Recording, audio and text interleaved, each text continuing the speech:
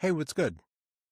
Paige Beauchemin is a mom, a baby nurse, and a member of the New Hampshire State House of Representatives. She grew up in a trailer park, so she knows about true struggle. That's why she's running for New Hampshire's 2nd District House of Representatives. She believes that if things are going to change, it's up to us, the people, to step up and lead. Fair warning, she's a rabble-rouser. She even flipped off the New Hampshire governor. This is my conversation with State Representative Paige Beauchemin. And after you watch this video, you will understand why it's so funny that I called her State Representative Beauchemin. Before we get into it, remember to go to coconutjustice.com to get you some clothes that I think would look good on you. Let's go. New Hampshire, here she is, as promised.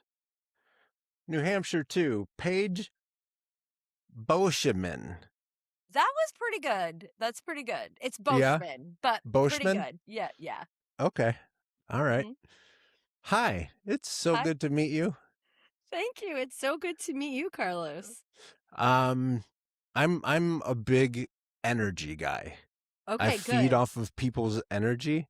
Oh. And I'm full of excitement right now. I've met you like 3 minutes ago. Oh, that's so good.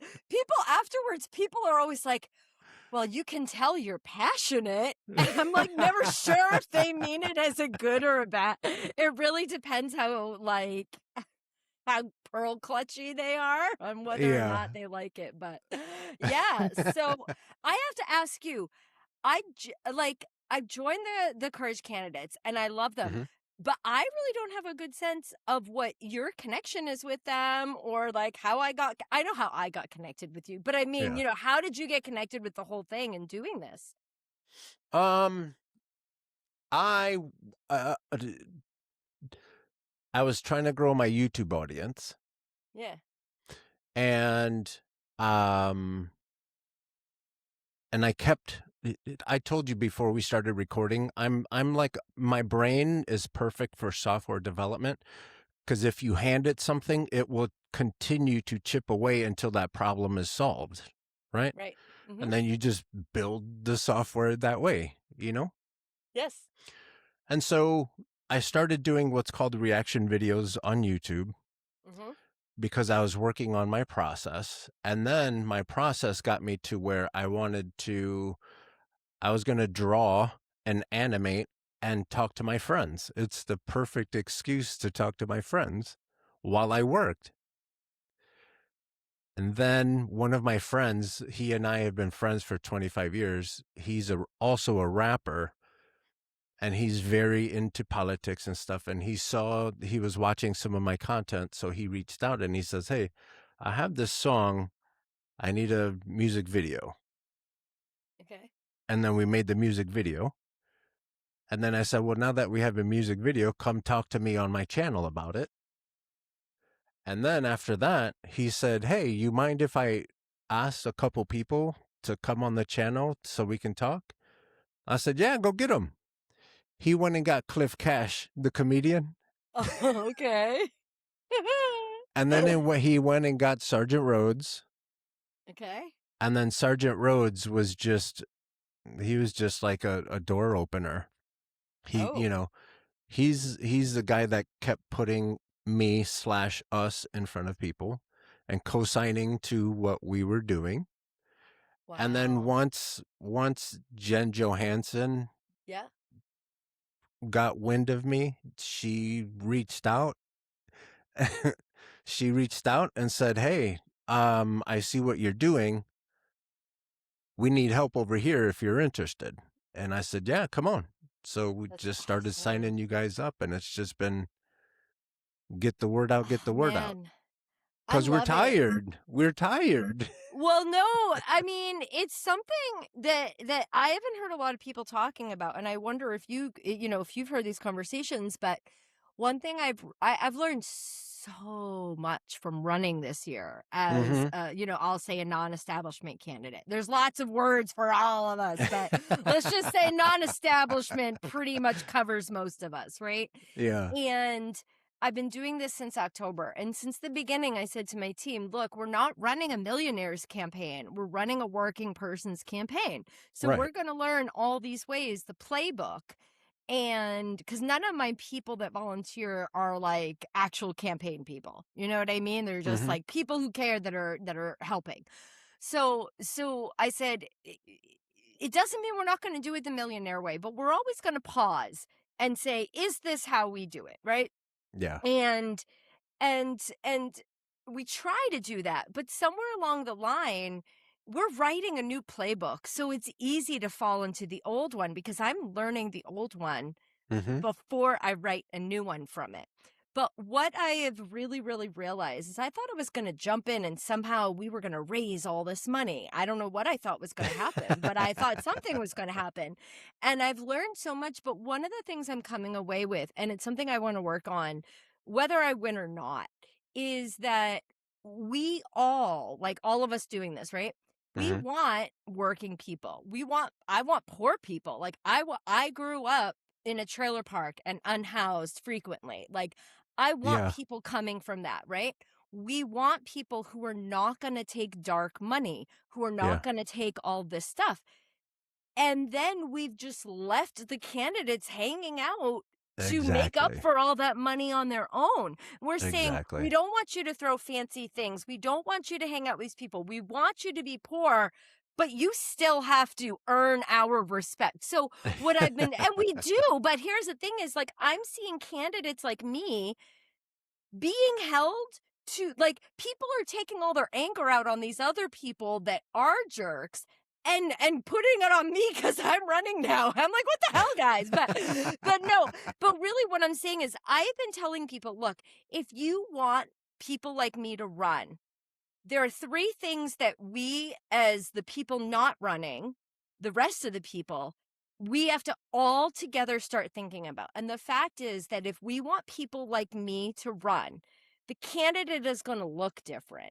I'm not polished. I'm not putting makeup on. Right. I wear my t-shirts to my events, right? Like That's a great logo, though. You tell your graphic designer they killed it. Tell me about it. So good. I mean, this is my signature glasses and earrings. Like, it's insane. But anyway, so I say, though, the candidates are going to look different. The campaign might look different. I don't have somebody to write my posts and check all my typos. I can't respond to every single thing that happens and every single statement and every single response. I just don't have the ability to do it. And the other thing that I've been telling people that's the most important is that the people are going to have to engage with campaigns differently. Because instead of, and you know, I tongue in cheek, like, of course I want to earn people's votes, but also if I want to earn people's votes, I can't, there has to be some responsibility for the rest of us because we have to do what working people have always done, which is millionaires can buy and they can just do things and buy it. We have to figure out different ways of working together. And that's what I'm not seeing happen. But this is why I got so excited and jumped into this because that's what you're doing, right? And that's what Jen's doing. And so without really explicitly maybe calling it out yet, there are folks who are saying, okay, I get this. I get what I need to do, even if I'm not the candidate. And I think, you know, I keep thinking of myself as a band and I'm the lead singer. Right? But this is I can't do it. It's not like people say it when they don't mean it. Like literally you don't have the band. You have a lead singer. You have a solo artist, right? Like you don't. And that's what we need is I'm not a solo artist. I'm part of a team. But it's so great to see you and Jen doing that because I really, and the current, you know, Kira and Sarah, like we need that happening. So anyway, thanks. And I do understand, and this goes out to the folks that are thinking about participating and helping and supporting these folks. You keep asking for a third party. These guys are the third party. It's unfortunate that they have to use the structure of the two parties that you see, but it's possible. It's possible for Paige and all these other candidates that are promising not to take PAC money. They say, I'm going to do my job for the salary that I'm asking you for. No more. No more than that. Yes. And then Yes. everyone looks at you guys like you're nuts. And you're talking about learning so much from just running, just from speaking to you guys. I've learned a ton. Like, Yes. if we can get a bunch of you guys that promise not to take PAC money, that are the courage candidates, if we get enough of you to influence the Democratic Party, we have that new third party. Yeah? We do. And that's something I've been saying to people a lot because, some people will say, oh, well, progressives, they don't get anything done, or, well, what are you going to actually be able to do? And I mean, that's just a silly argument anyway. Like, that's just somebody Yeah. who's being resistant. But the reality is, in good faith, it's a fair enough question. But when you look at the answer, it's like, well, yeah, I mean, Bernie Sanders couldn't do anything as the only progressive for 30 years in the entire Senate. Like, oh, okay. Like, yeah, Bernie wasn't effective against Israel as a country. Yeah, strong flex there, bro. Like, like, what are you talking about? But what I think about is, like, Bernie paved the way for us, and I think he inspired AOC, and she brought in, she paved the way for the squad, and then we've got Mamdani and all of these folks, and then and all, it's building. Every couple of election cycles, we're building, and it took Bernie decades, but now you can see how exponentially that's happening every time. Yeah. And I tell people all the time, the courage candidates, I think last meeting I was at, we were at 150 candidates across the country. 150 votes would make a huge difference. Huge. And even if we got 75, I mean, how many people do we have doing this in Congress right now? 10? 20? I mean, the Progressive Caucus is like 20 or something, like, Yeah. if we brought 10 more out of the 150, that would be incredible, right? Yeah. So I get very, very excited, and I have a lot of hope and faith. And when people ask me why, honest to God, I say the courage candidates. Yeah. Because before I started this, I thought I was this really unique person that was doing this crazy special thing.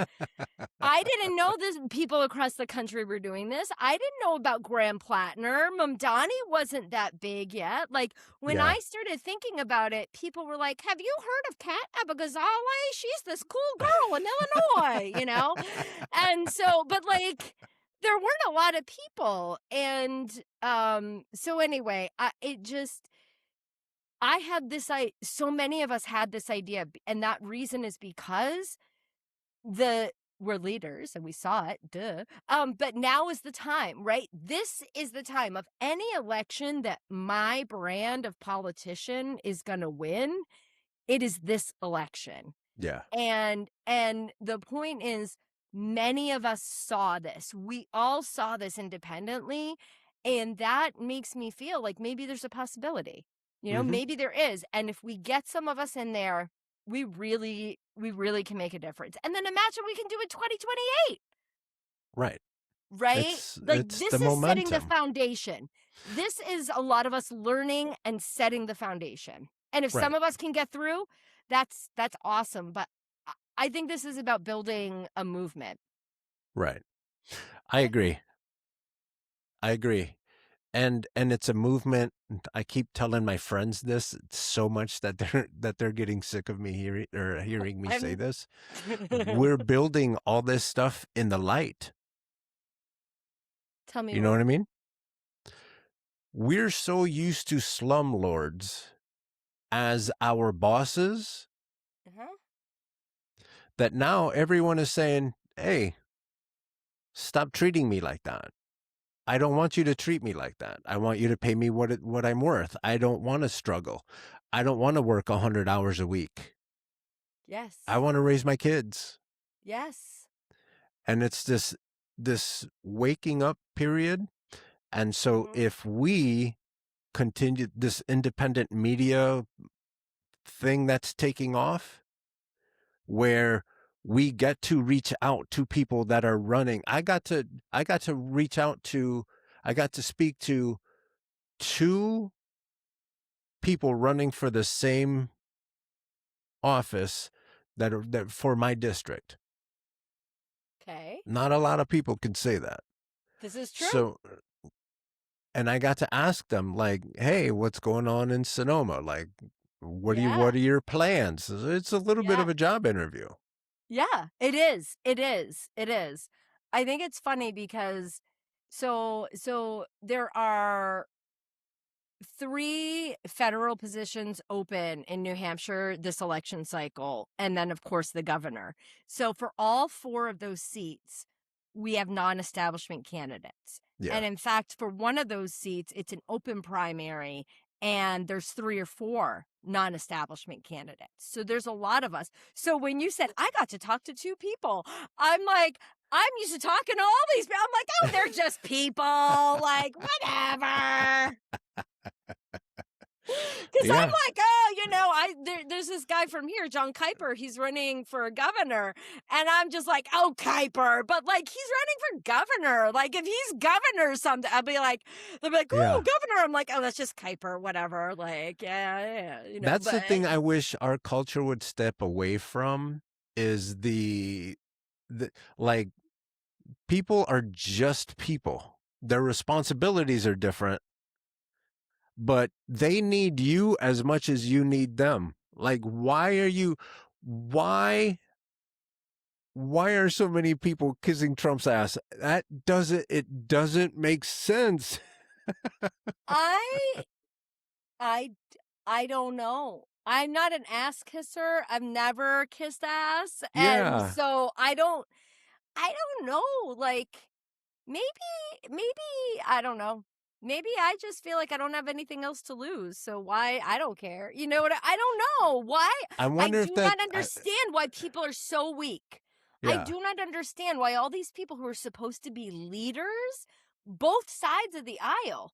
Both sides of the aisle. Like, what the hell is wrong with you guys? Like, what are you actually afraid of? Like, what are you really actually afraid of? And I think it's the loss of power and wealth. That's it. I mean, that's all it could possibly be.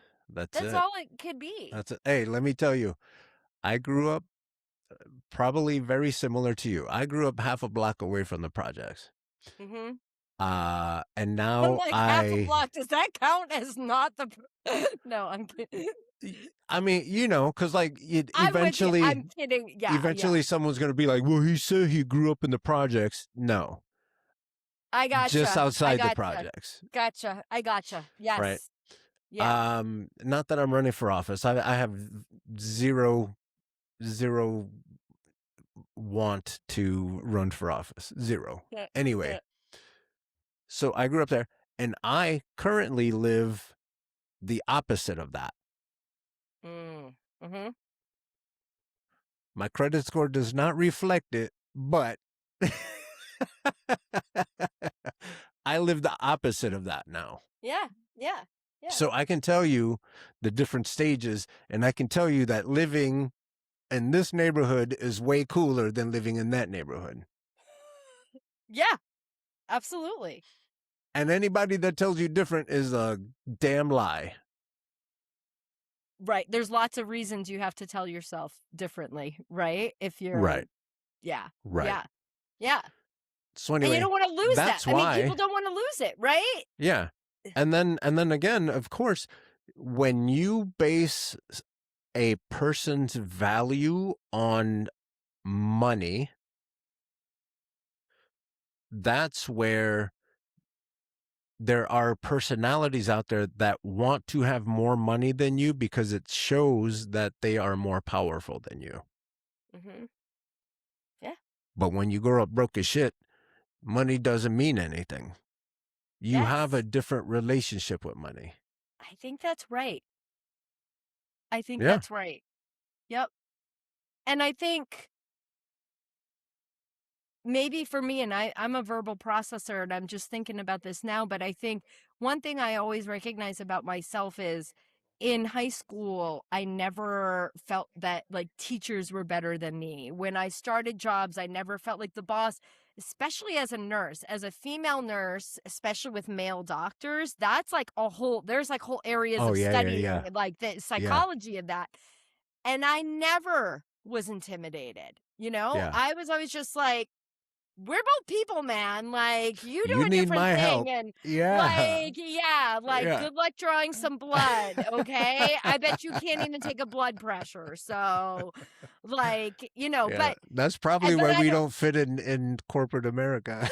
well, yeah, I did it for a few years and I was like, oh, I don't belong here. But no, but I mean, I think it's kind of like, if you're low income and you think anybody who's above you in status is better than you, then everyone's better than you because you're the poorest, right? So where do you draw? You don't draw a Yeah. line. You're just like, if I'm going to feel okay about myself, then, or maybe I think when you realize, maybe when you're living that hard of a life, I think, catch on really quick that the system sucks. Yeah. Right? And I don't Yeah. have more respect for you just because you have more money, because I know that you didn't necessarily do shit to Yeah. earn that respect that Yeah. you think you should be getting. Yeah. I don't know. Especially all these rich kids that are running the government right now, throwing tantrums and doing all kinds of. I have zero respect for them. They have been No. handed all of the control, and instead of building, they're tearing down. Everything is tearing down. I have zero respect for that. Yeah. Yeah. That my husband, what does he keep saying? They were oh God. They they were born on third base and think thought they hit a triple or something like that. Like Mm-hmm. that's what I don't know. Anyway, same Yeah. idea, right? Like all these people, they're just entitled and you know, it's it's this is why I talk about representation a lot. And this is what's really annoying to me. But there's a lot that annoys me about the Democrats. But the thing is, the Democrats will admit that they believe in representation of gender and Mm. race and ethnicity and identity and, these other affinities Mm-hmm. or isms. And they will fight, yes, equality for all. And we all need to be represented. And we need more women in leadership positions and all that. But it ends at income. Somehow my lived experience as a woman or as a part of the queer community or as a part of this or that, that's all super important.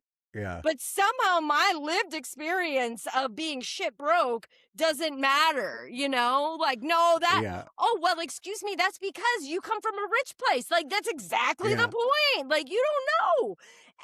And so that really bothers me because a lot of times when I say, well, I don't want to keep having millionaires be our leaders. And they're like, well, that's not fair. It's not their fault they were born rich. And I'm like, that's like saying it's not his fault he was born a white, straight male Christian. Like, what kind of an argument is that? It doesn't make sense. And, I say this rhetorically to the Dems because the real answer is that they don't actually believe in any of that shit either.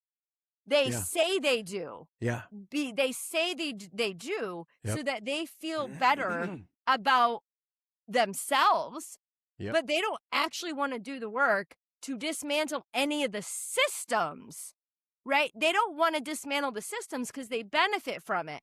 So They they get make those same themselves feel checks, yeah. better by saying, well, I'm going to go hold a sign and I'm going to vote for trans rights. I care about black people, but then all they're going to do. I'm going to wrap this kente cloth around me. Yes, like, okay, but are you gonna like go sell your second vacation home? Yeah, what are we doing you... about insider trading? Nice Right. cloth, but like, oh well, you're not the one who's gonna go without health care. Like, you know, it's so, and even in the New Hampshire State House, I've lost. Oh, I didn't tell you this. I talked to somebody else today. So, do you know how many reps we have in the New Hampshire State House? No clue. Is it a lot? So this is the New Hampshire House of Representatives, right? Little baby New Hampshire, right next to Vermont. Yeah. We have 400 representatives. I was going to go high and say 150. Oh, no, we are the third largest legislature in the English-speaking world. Do you know what your population is? It's like 1.3 million. It's like one rep for every like 3,300 people. This is New Hampshire. This is why I love New Hampshire. Like, why do we do that? I don't know. Because we're weird. And I do love that. Like, that's the kind of thing that I can be like, okay, this sucks for a lot of reasons, but also like any system is kind of not great. But guess how much we get paid? I know you guys, I know it's ridiculously low. So I think it's like 47 cents a week or something. It's $200 for 2 years of work. And they take taxes out. That's my favorite part. That's my favorite part. Oh, man. $200 for 2 years. Yeah. So, okay, but here's what I'm getting at. But what's that like? Are you a state rep right now? I am. I have been for 3 years. Oh, cool. So you do have previous experience. I do, yeah, and that's one of the big reasons. But so, and I'll tell this part, and then we can get into the story. But the New Hampshire House, like State House, 400 of us, right? So that's a lot of people to recruit to run for office. Yeah. But because you don't get paid, basically the only people who are able to run are retired, wealthy business people. Right. Spouses of very wealthy people that only need a one household income. Yep. Sometimes we do get some college students or some younger people who have tech jobs that know how to work from their computer and can do that, you know? And then I was actually a bedside nurse and I'll tell you the story, but basically I was a night nurse when I got started. Okay. So like every now and then you can get like a shift worker, but I'm the only nurse in the whole state house right now. Yeah. So, yeah. So anyway, the point being though, Carlos, is that even aside from not being represented with income in the New Hampshire State House, right? Like there are no working people. Like there are no, like almost, I mean, not none, but almost none. And my kids are 13, 11, and 7. I cannot think of another house rep who has school-age kids. Some have babies and some have like late high school, college. I do not know anybody of the 400 state reps. I'm sure there's some Republicans. I'm sure they have a lot of families, but kids, but that are raising kids under today's stress with the cost of childcare and the cost of paid leave.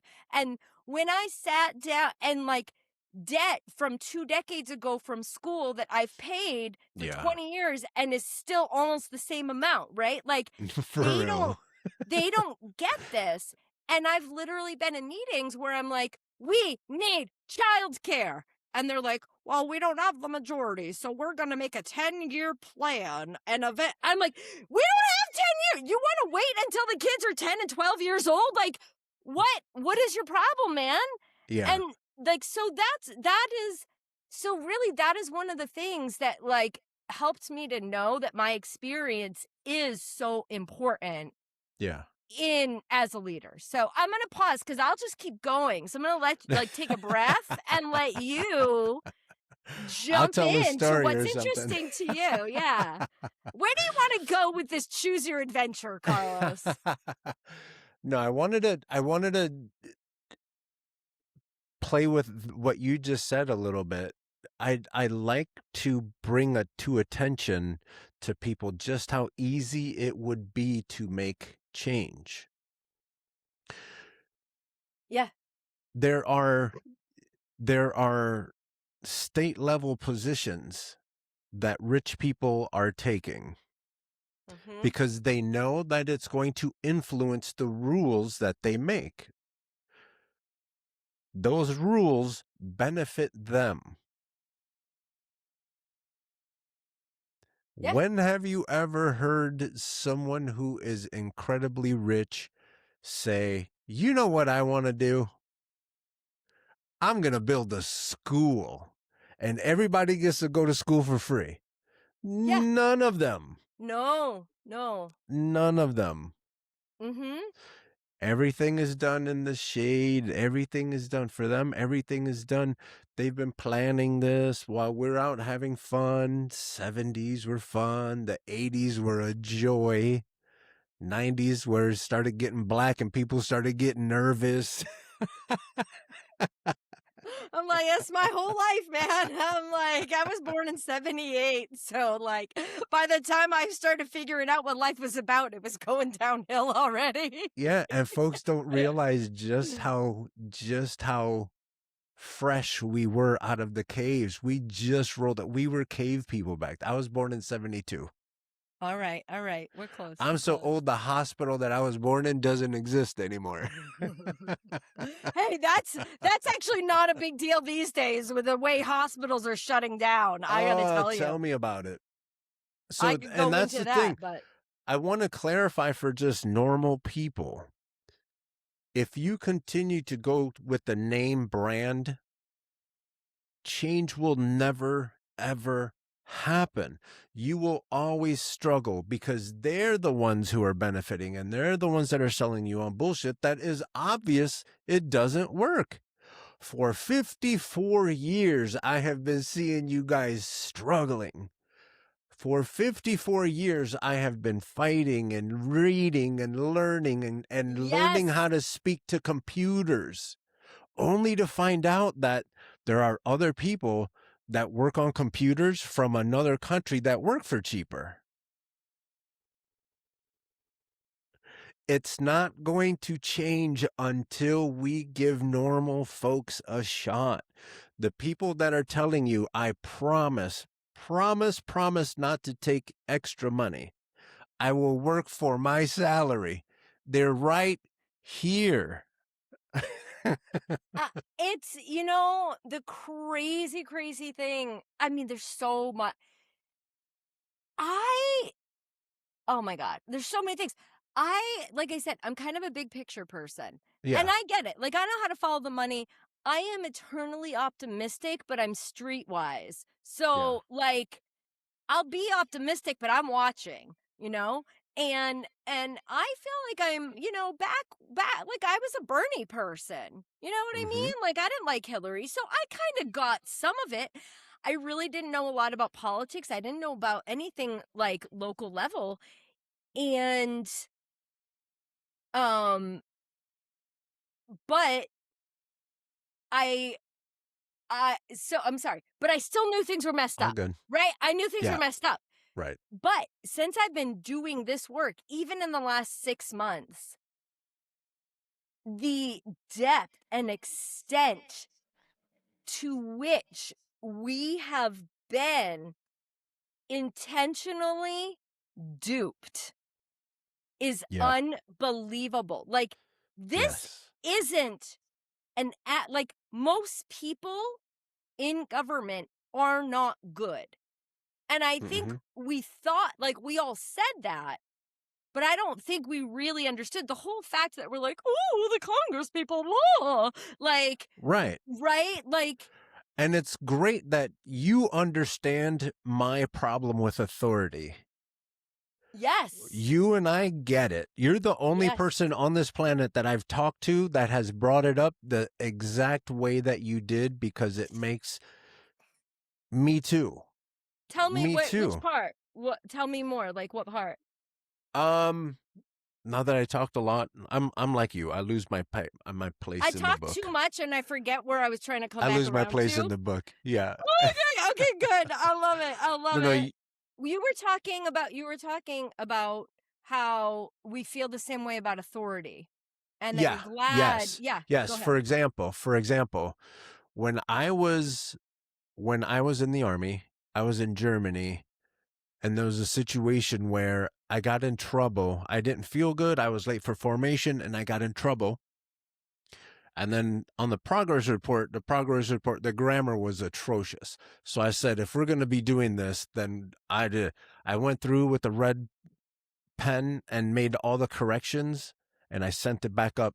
I said, you do this in proper grammar. If we're going to be holding each other to certain levels, then let's hold each other to certain levels. Good for you. And then after that happened, I got passed up by a promotion, and that convinced me that I didn't need to be in the army anymore. Yeah, you are not supposed to do that. You're not supposed to do what you did. No, I don't. How are you going to tell me how to clean my room if your room is nasty? How are you going to tell me how to do my fitness if your fitness isn't up to par? I'm not saying don't talk to me. I'm not saying don't share your techniques with me. I'm not saying that. I'm saying at the end of the day, I know I'm going to make my own decisions. Mm-hmm. Yeah. All that to say, I don't see that skill in a lot of people on the regular basis. Does that make sense? That's a part of that. Like, that's what they're scared of. Is that what they're scared of? That authority that we're not scared of? I think people people are like water. The least point of resistance, they will go.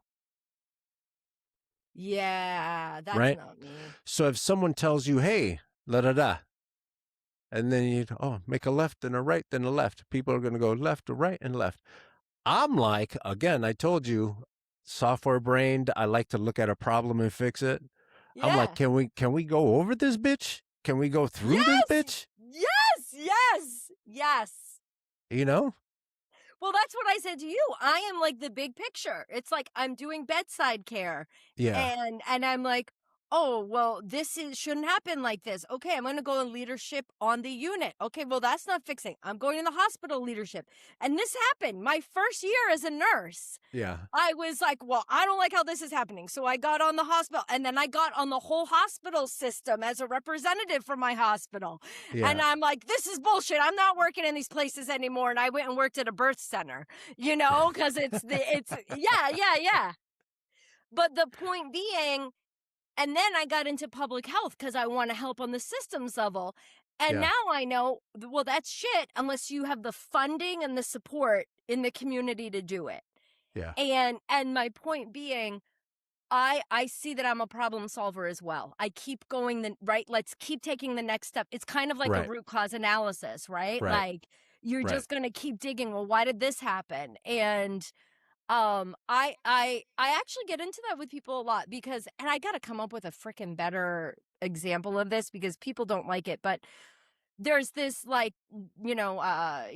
story of there's a river in town, and let's just say there are little kittens keep flowing down the river, and people are jumping in to save the poor little drowning cats, and they just keep jumping in and jumping in and jumping in and jumping in, right? And so somebody's like, somebody's got to go upriver and see where the hell the cats are coming from, right?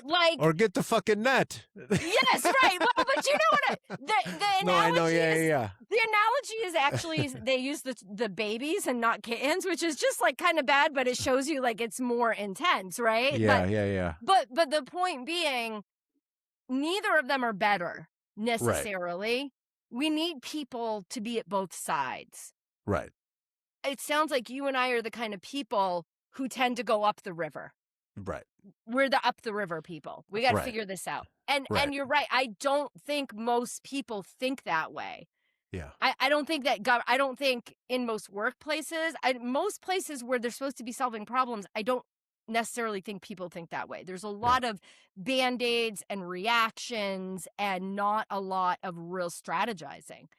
There's something that I've noticed going through my memories.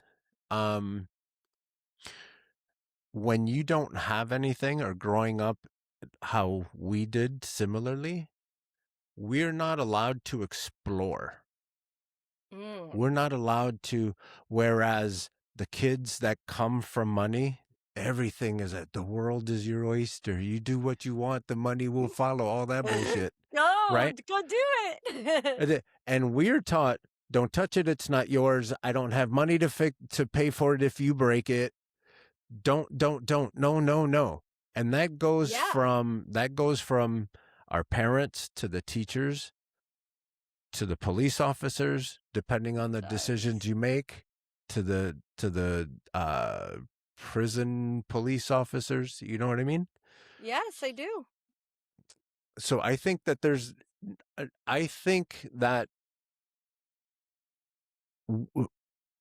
the people that do not have, the poor folks of this country, are not told how to not be poor. They're told how to think and where to stand and what to watch at what time. So I think that part is ingrained. Because again, when you hang out with rich kids, and these rich kids, instead of going home to make their own dinners, they have to go to soccer practice, then flag football, then they have this one, and then they have that, and then they have clarinet, then they have. Oh yeah. They don't have time for TV. No, I love, like, people were always like, because when I go travel, like, different jobs, live different places. They're like, oh, you're from New Hampshire. Do you ski? I'm like, no. Skiing is for rich people. Not you don't get like gear and skis and a mountain pass because you were born here, like and that's how I know that they're the rich kids. Like, what? Right. Like, no, no.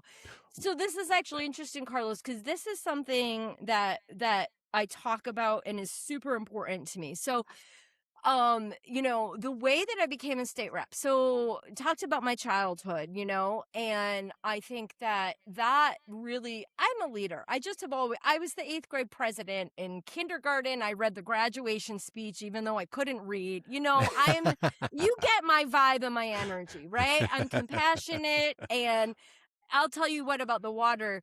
For years, my therapist described one of my greatest strengths and greatest potential flaws, that I'm a forcing current. So I'm not. I'm a forcing current. Right. I'm not the Right. one. So anyway, always been a leader, but we didn't do politics. I'm first gen college. I truly, until somewhere in my 20s, thought I had to be an attorney to be in politics. I did Yeah. not know that I was able to. I Yeah. sincerely did not understand the difference between Congress and Senate. I didn't understand the levels or branches of government. Like, I kind of got it. I was Yeah. confused by the Senate and the House. I think that confuses people. Why are they called Congress people? Aren't they? You know what I mean? I think that's Yeah. confusing. So, I think I just, I've always been an advocate, a protester, all these different things.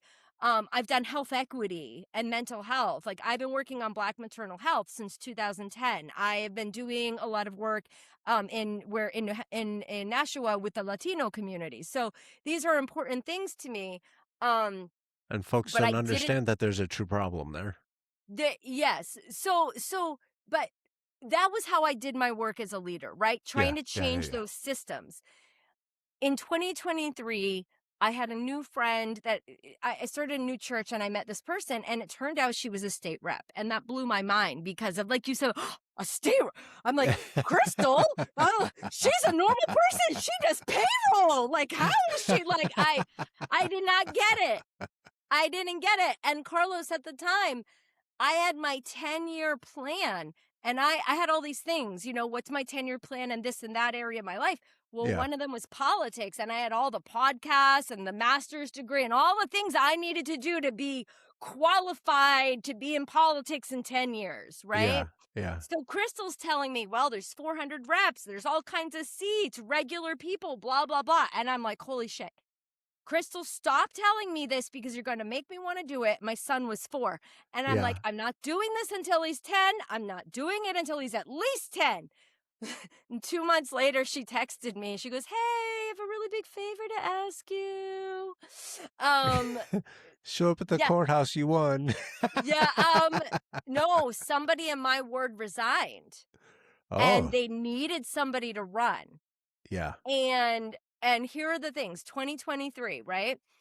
At the time, the state house was 199 Republicans and 198 Dems. We were losing votes by 1 vote. Oh, so we needed somebody to get up there. Like, we had to fill this seat, right? Yeah. My ward is the lowest income ward in the second biggest city in the state. It is the smallest geographic ward in the state because we're so packed in my ward. And it is the second highest Spanish speaking population in the state. Yeah. So you know how hard it is in my ward. We've got the poor people and the undocumented people that don't speak English. Yeah. There's nobody that is going to run for office, right? So I'm like, shit. So it's 2023, the summer. I'm a repro health nurse while Roe v. Wade is being overturned. 2 weeks before this, I had just taken my overnight nursing job. Oh, no. I'd always wanted to be a politician. Yeah. And I'm like, man, if I'm ever going to do it, like, what a way. I'm going to get the whole party nationally. People are going to help me. I'm going to get my own campaign manager, like, you know. But the biggest thing was that when it came down to it, I could not reconcile the idea that the people in my ward would end up with somebody who had so little lived experience in common with them. I felt like a responsibility, like a duty to the people that I came from. I've made my life a little bit, I'm still low income because I've been doing this job for 3 years, but I've made my way up a little bit. And I felt I wanted to represent people, you know? Yeah. So I did that. And I hugged my husband when we said yes. And I said, you know, when this starts, it doesn't end. And he goes, I know who I married.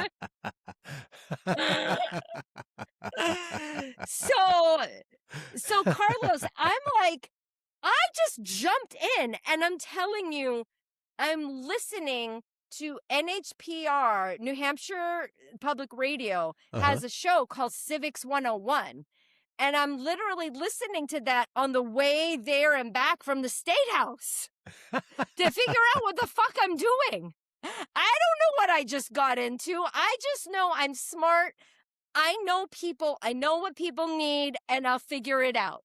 Right? Yeah. I worked in corporate America. I'll figure it out. Okay, I am getting to my point.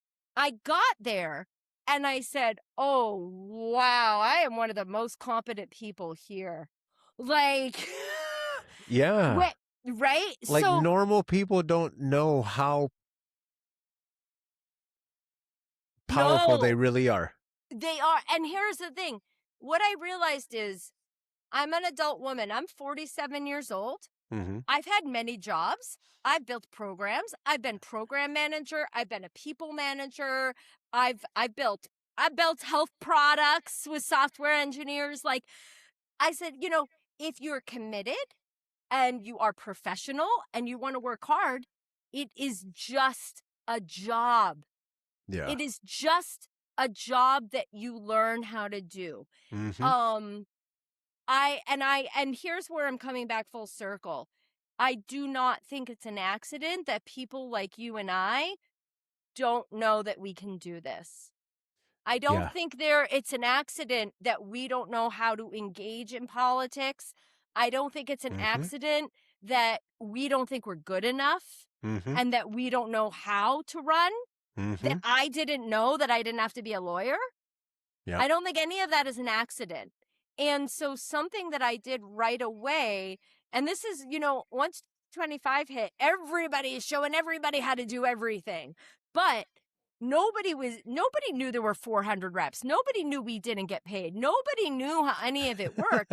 And I started teaching because I'm an educator. I'm a health educator. I teach adult classes as well. So I started New Hampshire Politics 101 on the most basic level to just go over the branches and the levels of government, how a bill becomes a law in New Hampshire every step of the way, and what you can do in New Hampshire in the process. How do you testify? How do you call, all those things?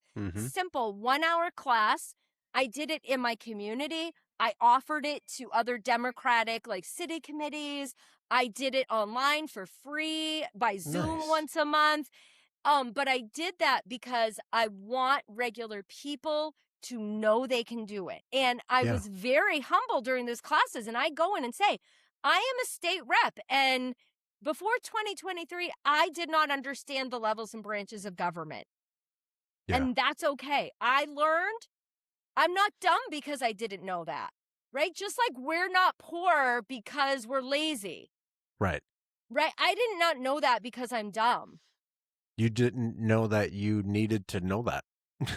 That's right. That's right. Right. And so it's a huge, for me, a big part of what I'm doing is also, I really talk about how little I knew and how I'm still a very good legislator, and that what I do bring is so, so, so important. And that is also a part of where I say your candidates are going to look different.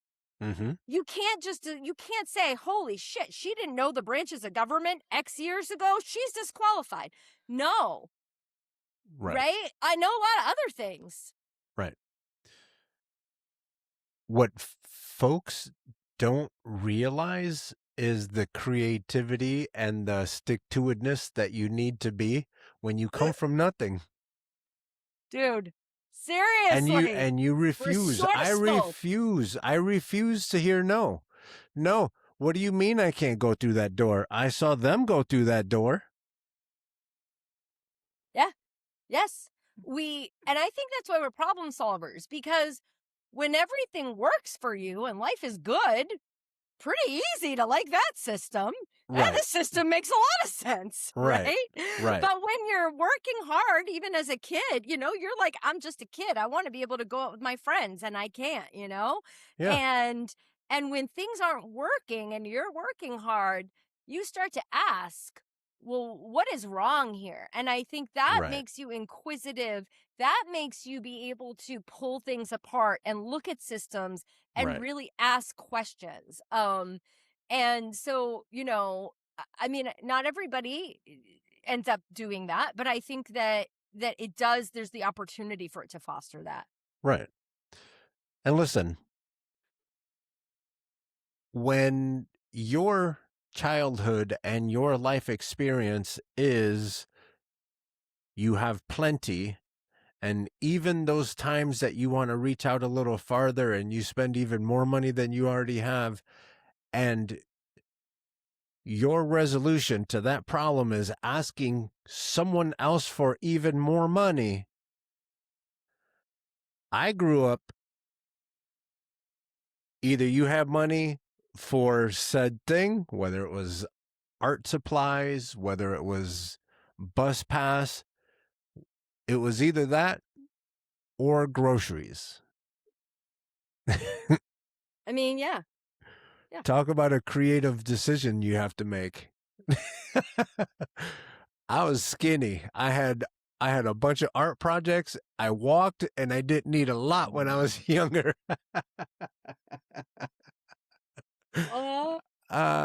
Yeah. My earbuds just died, so hopefully the sound isn't horrible.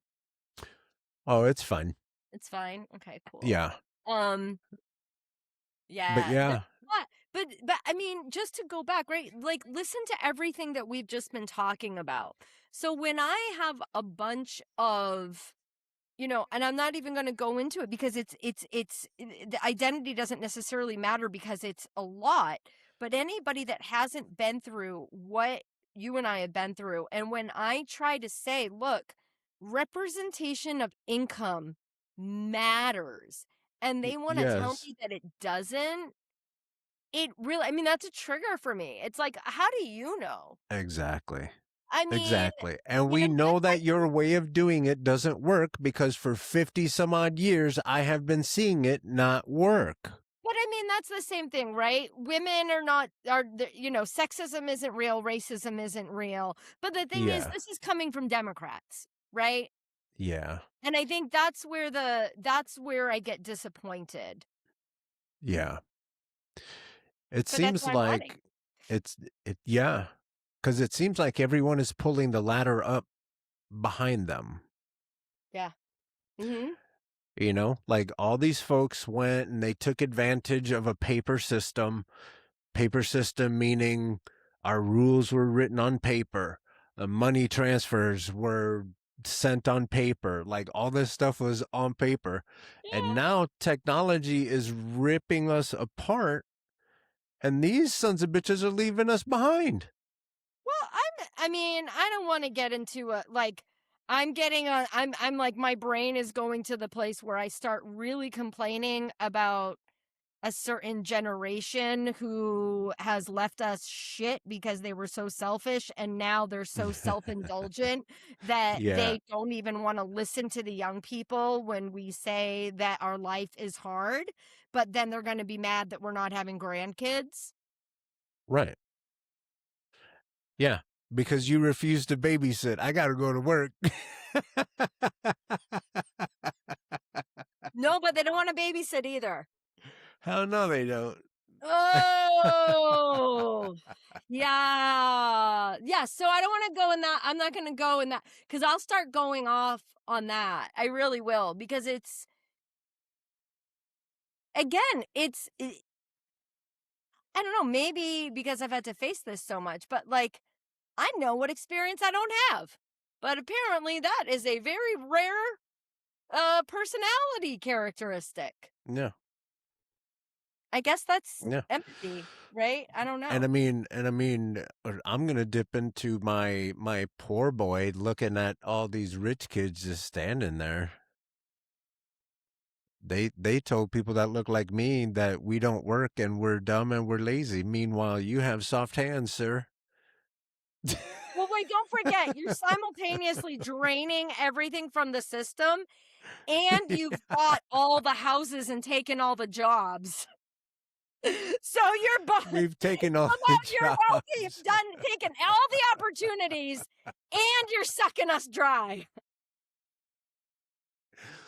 You know what I've been noticing is now that this is going to sound terrible, but Yeah. a brown kid being able to release some stress. Now that they are treating white people the way that they treated the black and brown community, now everybody's like, hey guys, maybe we should abolish ICE. Like, I want to I was losing my goddamn mind because last session, the beginning of 2025, the New Hampshire Democratic Caucus sat down to write down all the issues that we thought we should be focused on. What do we think our constituents want us to work on? And we yeah. try to, build up what we're going to work on. Less than 5 of us wrote immigration. Hmm. And of course, a couple of them were the 3 Latinos who are actually representatives. Within 6 months, everyone suddenly the biggest anti-ICE person you've ever seen, and well, did you hear about this immigrant? Because his family's doing this. I'm like, yeah, good for you. Did you care like a month ago? No. Y'all told me I was crazy for being on a rapid response team. Wow. Anyway, yeah, Since you're yeah, go ahead. I was going to switch the subject just a Yeah, little let's bit. switch it. Because now that I better understand your brain, Yeah. I want to pitch something to you, and Oh, you I'm excited. yeah. So Yeah. I've been talking to a few people, and a few of them here on the channel. You know how the government collects money, and then it just kind of gets stuck up on top of this pyramid, right? It doesn't Yes, ever I do.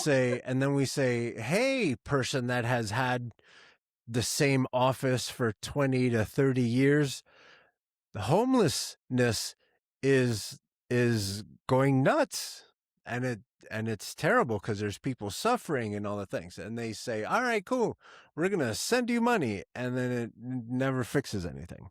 And then Mhm. they say, "Hey, uh rich, powerful people making the rules that only benefits them. There's this large chunk of money. It'd be really cool if we could go to school and learn things." And they say, "Oh, the money just doesn't quite get down there. And even when they do throw money there, it doesn't quite get, because we're starting to learn that salaries of all these people that do all the planning and all that shit takes a lot of money, right? What if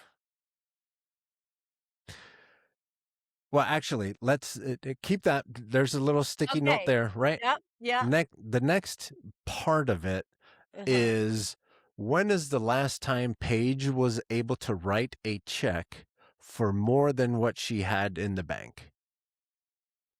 And, right? Never, right? Never. Okay. Yeah. Okay, cool. So that's to keep you from being corrupt and spending shit that you don't have, right? Yeah. Right. Right. Yeah. Yeah. So what if and then, AI is coming to ravage the planet and all this stuff. So what was it, last week Bernie introduced a bill that said we Yes. all benefit from this. And we should get some of the returns. I freaking love Yes. that. Yes. Yes. So now we know, since we have plenty of money for wars, we have plenty of money to bomb people, we have plenty of money to steal from the government, we have all this stuff, we have all this money, and we have Bernie's idea that if it works out, we're going to have basically what's a universal basic income. So everyone's going to get a little bit of money at the end of the month. Yeah. What if we just took everything and did it similar to what California does when you go on unemployment? They give you a bank card and they send you your unemployment benefits to this card, Okay. right? How does that help fraud? Well, let me. So if we mix AI and a banking system together, and your access to it would be, whether it's your social security number is attached to it, whether it's your passport, whatever it, if it's a driver's license type of thing, whatever it is, we have it there.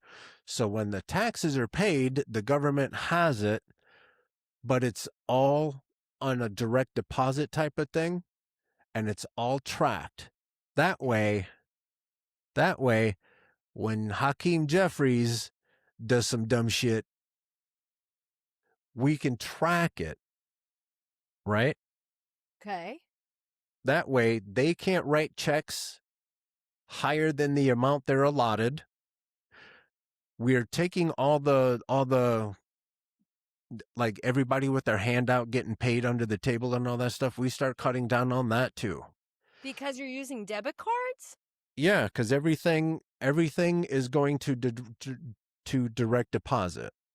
But how is that any different? I guess I don't understand. Why is there more room for fraud if it's paper? Because you're still doing the same transactions. It's just, Well, because people can smudge numbers, and it's a lot easier to steal someone's checkbook and forge a yeah. signature than it is stealing their card and knowing the PIN number and all that stuff. What Well, I'm trying to get to, yeah. is almost flipping this dumbass trickle down economic thing that doesn't work. If we give the money to the people, and then they will then be able to, instead of giving the money to the managers and the money doesn't quite get to the people have the control. The people will create their own markets for, if there's a dentist that they really like. You know what I mean? Does that Uh, make sense? I'm really not getting it. I'm going to be No. honest with you. Yeah. So So, the way okay, that wait. it works now, So, how does it work now? So like when New Hampshire's government has money, if they have money, how do you guys manage government? okay, wait. Whenever people ask me about New Hampshire, dude, you don't even know what can of worms you just opened up. Okay. Have you heard about the Free Staters? The Free Staters? Okay, No. I'm going to tell you about this. Okay, first, what I'm going to tell you is we have 4 federal delegates, 2 House members and 2 senators, 4 federal delegates from New Hampshire, all blue. They're all Dems. Yeah. We have had almost in state with the House, the Senate, and the governor. We have had a red trifecta almost the entire last decade. So we're red in state and totally blue on the federal level. And which is very, very strange. So That is strange. yeah. I mean, there's there's definitely theories in terms of the NHDP and the fact that our 4 federal delegates are all basically Republicans. Like they're all in the top 10 of Democrats that vote with Republicans. Mm-hmm. So anyway, okay, so the Free Staters, you could go down another rabbit hole, and anybody watching should look up the Free Staters. Your mind's going to be blown. So Free Staters are basically uber libertarians who in the early 2000s came up with this plot of how to create like a libertarian utopia. So they got a bunch of people together. I mean, this is like major. Like this goes all the way back to Peter Thiel, okay? Yeah. That funded some of this. But they got thousands. Their goal was to get 20,000 people to sign a pledge to move to New Hampshire in the next 20 years to infiltrate the government, shut it down, and secede from the Union. They've been systematically working on this since the early 2000s. Oh, and Lord. right now, in the New Hampshire State House, they're out of the 220 Republicans, 120 of them are Free Staters. They are the entire Republican leadership of our state and are almost achieving their first goal of completely shutting down public education. They are cutting every tax because we don't have income tax. We don't have sales tax. All we have is property tax. So they've been cutting the interest and dividends, the business taxes, the taxes on the corporations, on the wealthiest people. Some of the wealthiest people in the country come to New Hampshire to hide out because they can buy these huge mansions in the woods and barely pay any taxes on them. Jesus. So that's how it works in New Hampshire. I know, but that was like I know I was going a tangent in that direction, but it's a pretty good one with the Free Staters, right? Like it is. Yeah. Like similarly, there's a push out here where there's a group that wants to cut California in two. So Yeah. that way, I think they want to call it Jefferson. Something, I think that's what it is. So But they think want, about New Hampshire. So the other reason is because New Hampshire, we have 400 representatives, so it's much easier for them to infiltrate. yeah, And we lean libertarian, live free or die, man. yeah. And so yeah, so they're yeah, so that's what's happening. So we don't have a lot of money. But what you're saying is the government spends more than they have, right? Focus more on the flow of money more Okay. than Yeah. government, right? Okay. So we have tried this up till now. We have Trickle down tried doesn't work. where all Trickle down these doesn't work. managers Yeah. go and the money never reaches and solves a problem. No. However, in Finland, for example, Finland is close to figuring out homelessness. And it's basically they're building homes. They put people in there, the homeless people in there, and they're giving them a social worker. Basically, is how it's working. Like there's so much evidence. There's evidence-based program. We know how to solve it. We Right. know how to solve it.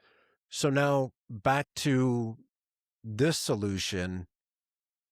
If homeless people had access to the public aid that they should have, we start it there. We give everyone their UBI, their public aid, their food assistance, their SNAP, whatever. Yeah. You give them the money, and then they're the ones that are creating the markets that then you need managers for.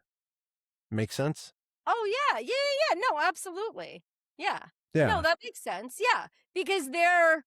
I mean, do you mean like they're kind of like stimulating the economy, or they have the money to actually like start businesses? They have the money. Instead of having a bunch of rich, smart people telling you what you need. Yeah. Oh, I hear. We're talking about capitalism now a little bit. Yeah. Yeah. It's Okay. because what's happening is capitalism has been taken over by a bunch of greedy people. If you want to play capitalism in a responsible way, think about giving.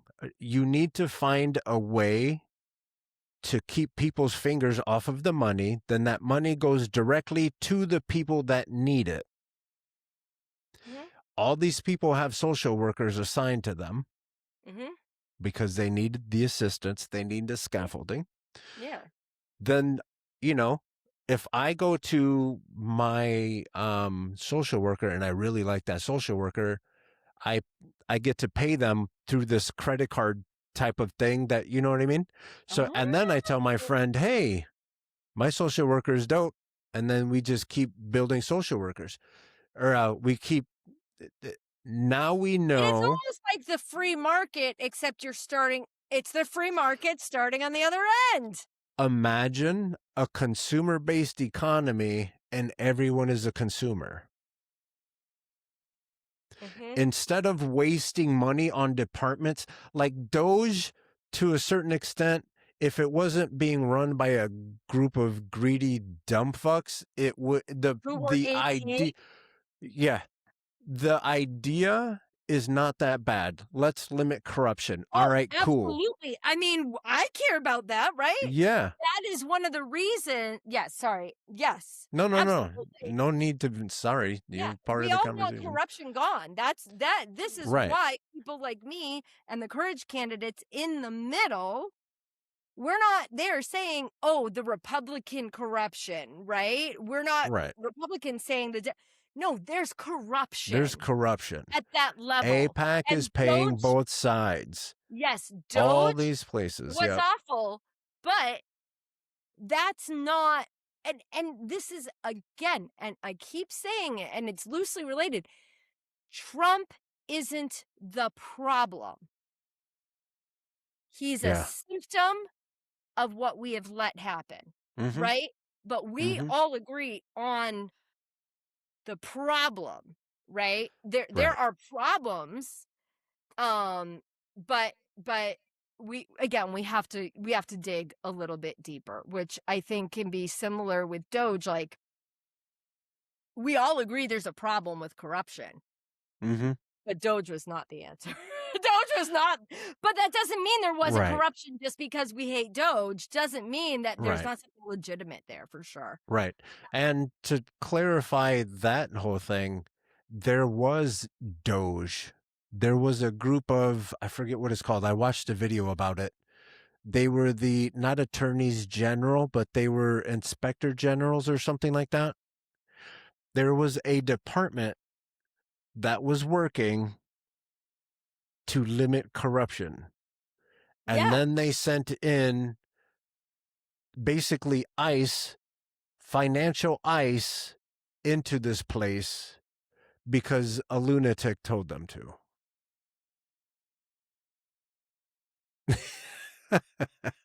Okay, so here is what really concerns me, Carlos.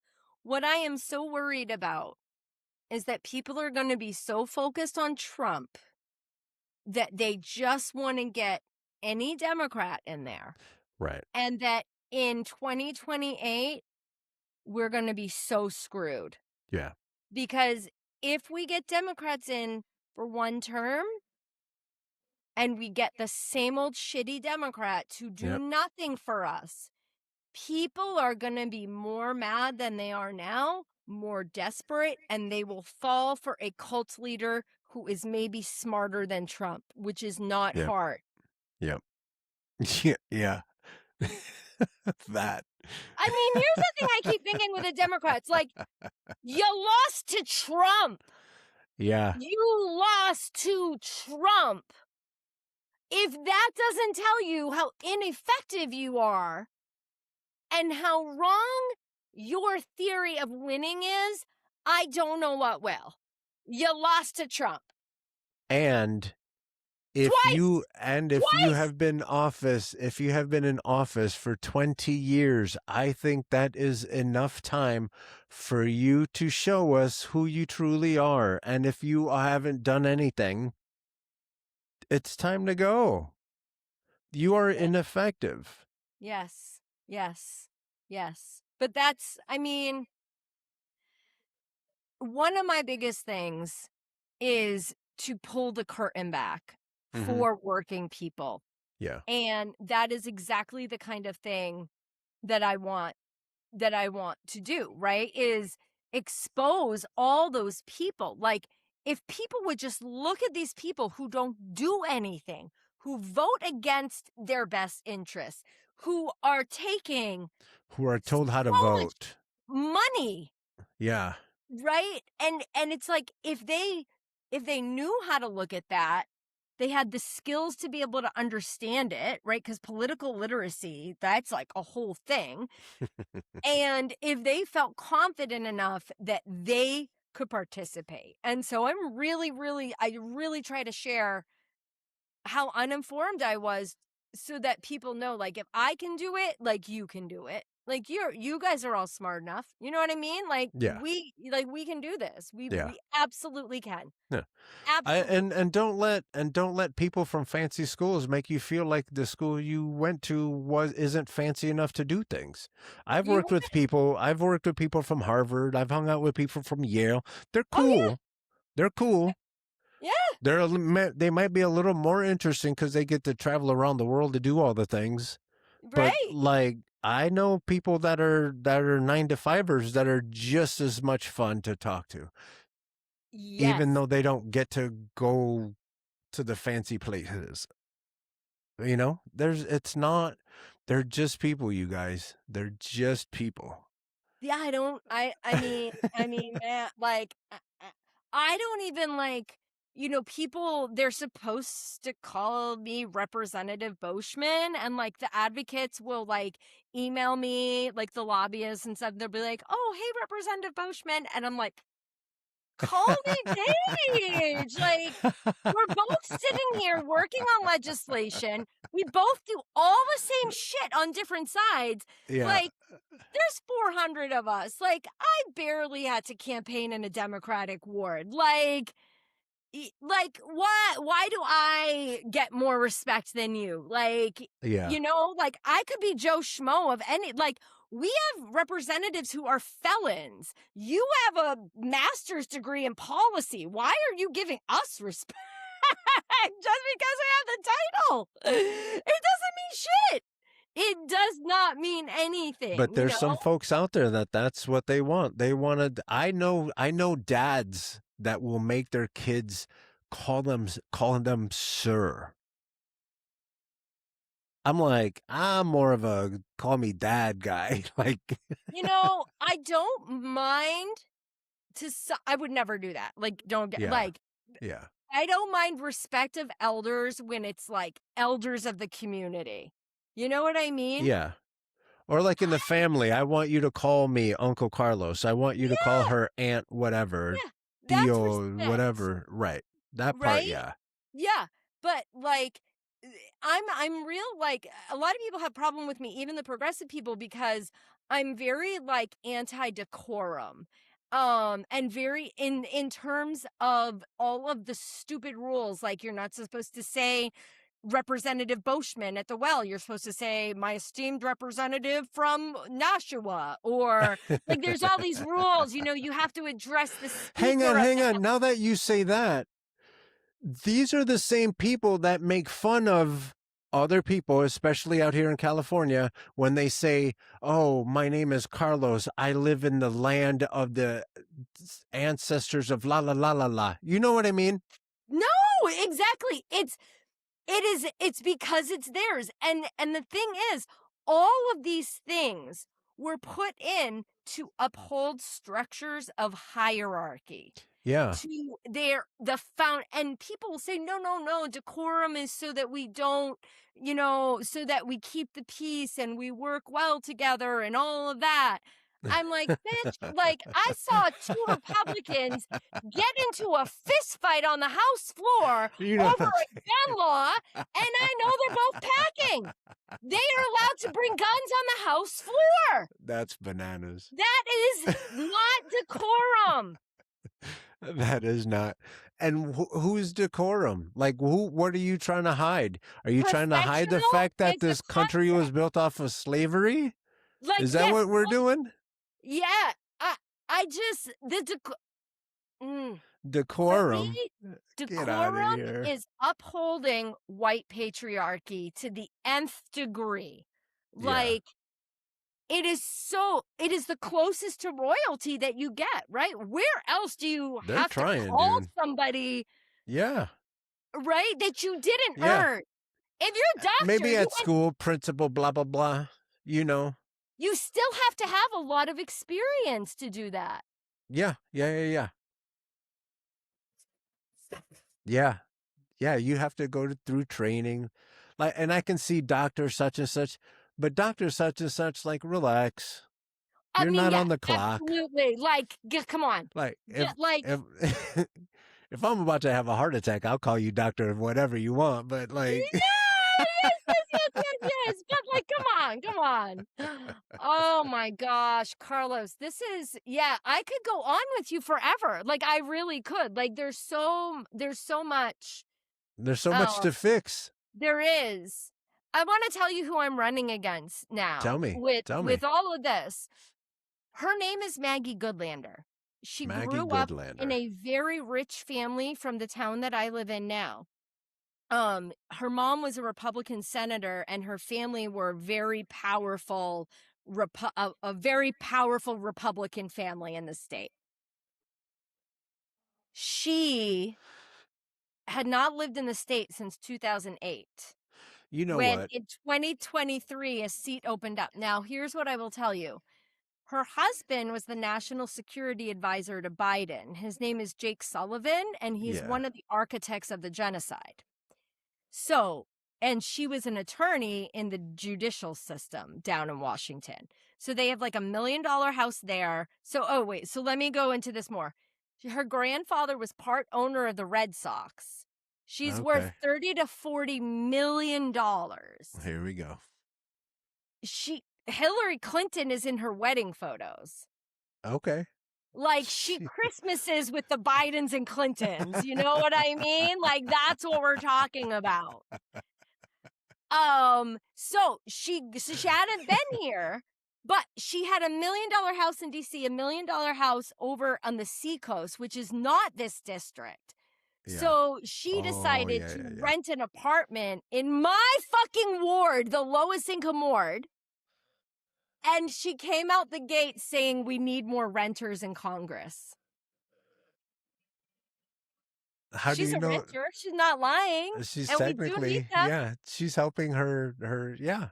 She brought up the issue and she helped by renting this place. Yeah. You know what?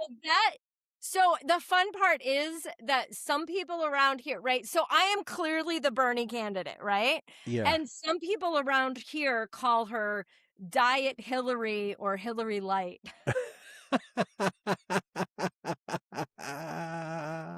It's like my favorite thing. It's so good. That's Oh, so good. Yeah, that's so we really are like when I said you could like the two candidates who really like she's a young woman. She's less than 10 years younger than me. She's a young cute white woman. She like we both are from the same town right now in Nashua. Like the comparison is so similar that it makes the contrast even more obvious, you know? yeah, even more stark. Yeah. Yeah, yeah. I've heard that so many times, like so many times. And my brain keeps going back to something that we were talking about earlier. Um Not necessarily term limits or anything like that, but we need to figure out a way to make folks that have worked in the government, they need to be out of the government and live under the rules that they just set. Yes. Yes. Yes. So I don't know if it's term limits. I don't know if it's it, Well, for me, always educating the population is always going to be part of the answer. I think that the thing is so many of the problems that we have right now, we're thinking of solutions for them within the frame of the system that we have now. Yeah. Right? And theoretically, it could be that if we do, if we get Citizens United and we close some of the billionaire loopholes, and because of this, people are paying more attention, right? Like Hmm. this generation is going to be way more into politics than I was Oh as yeah. a teenager, right? Like people Yeah. are engaged. So that's made a difference. So sometimes I do think that again, getting at the root of things is going to make more impact. Like that's actually how I feel about term limits. So I am on the fence about term limits because Yeah. I agree with all the problems, right? Like people are there for too long, they get complacent, like people Yeah. just let them in. All these things, they're going to turn to dust if you touch them while they're sitting there voting, right? And like, no, we have them in the New Hampshire State House. Like, you're like, oh my God, can I even like touch this person? Are they going to fall over? But, um, I totally lost track of where I was going with that. Like totally, completely. Oh, term limits. So here's the Yeah. thing. But the reality is there are some people like Bernie Sanders who I want to stay. You know, like I Yeah. have a hard time with age limits and like arbitrary limits. Um, and And so that's the argument that everyone always says. So then I'm going to leverage your brain. yeah, yeah, What would it look like? What could it look like yeah, if maybe not term limits? What's the happy medium between yeah. term limits and people that are running the country into the ground for 50 years? Well, there's two things there, right? Like, so getting corruption out of politics, a few of the things is going to be ending Citizens United, Yeah. stopping career politicians from owning stocks and their spouses owning stocks, and putting limits. The bigger thing, the actual real where the corruption really is people who have seats leave their seats and become lobbyists and then come Yeah. back and forth. So we want to also ban Congress members from being able to be lobbyists for a certain number of years. Yeah. So, when you start looking at those things, it's quite possible that because some people will say, well, we already have term limits. It's called elections, Yeah. right? And to Yeah. some extent, that is kind of how I feel. Is like, well, if the electoral system was working the way that we want it to work, that would take care of that, Yeah. right? Yeah. So I wonder, are our efforts and resources spent on something that might actually be fixed if we work on these other things first? Yeah. My other thought with term limits is that we shouldn't be talking about it in absolutes in terms of yes or no. I actually just think that term limits, well, I don't know if I'm a yes, but if I am a yes, I think term limits should be a little longer. I think that the conversation is Mm. around how long should they be. Mm-hmm. I don't think under 10 years is too much. And in fact, I think that at 10 years, I am pretty much okay with people going to somewhere, like, I want to talk about it with different people, but my thoughts are somewhere around 15 to 20 years. Yeah. Because if you get a really good person, you want them to be able to do that work. And I'm telling you, just being in the State House even 3 years, I'm still learning so much. I'm learning the historical, right? When I was and I submitted a bill for paid leave this year in 2026. The last time we had a bill was in 2018.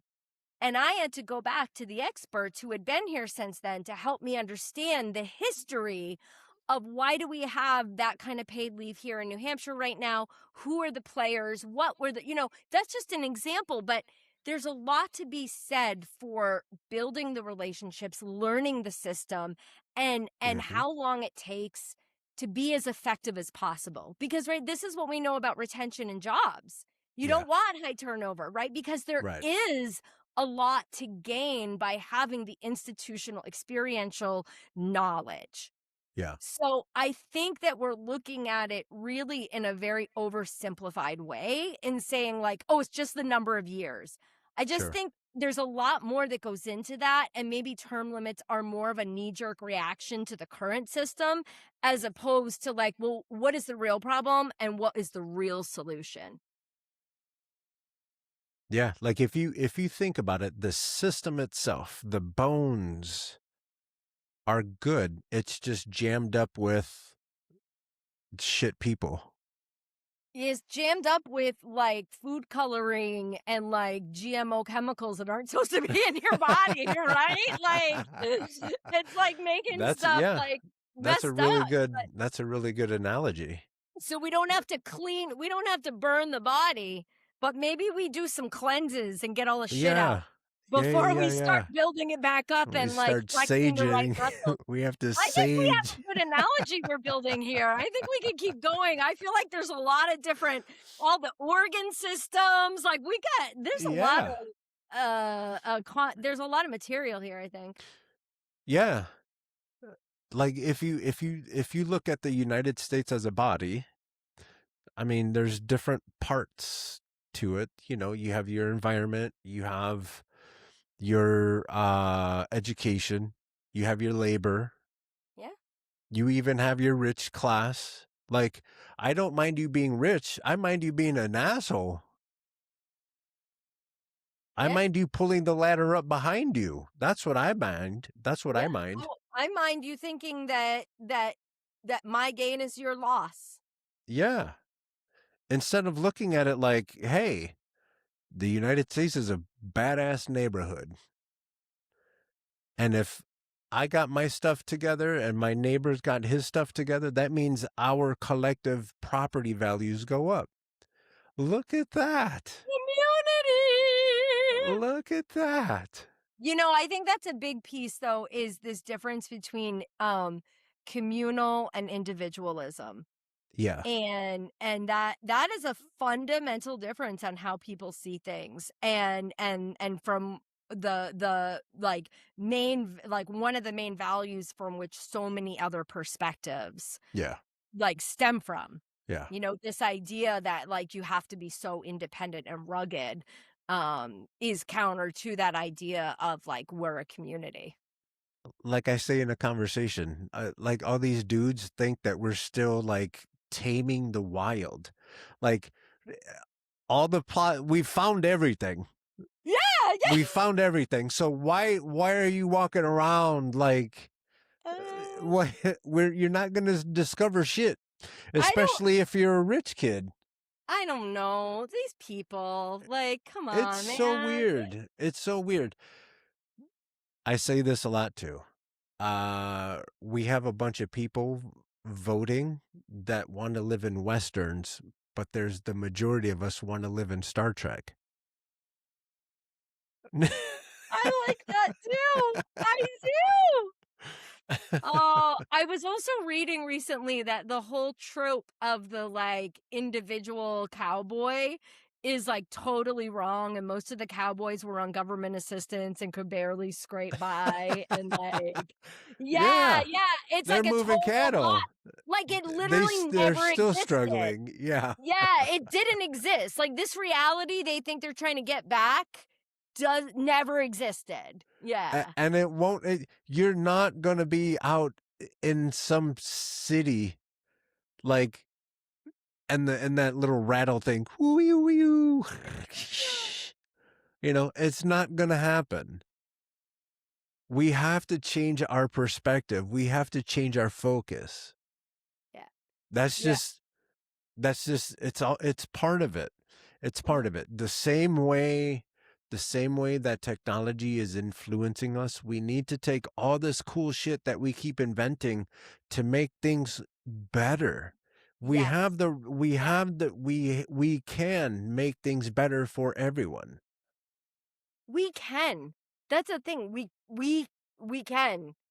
The decision not to has been choices that people have made. Right.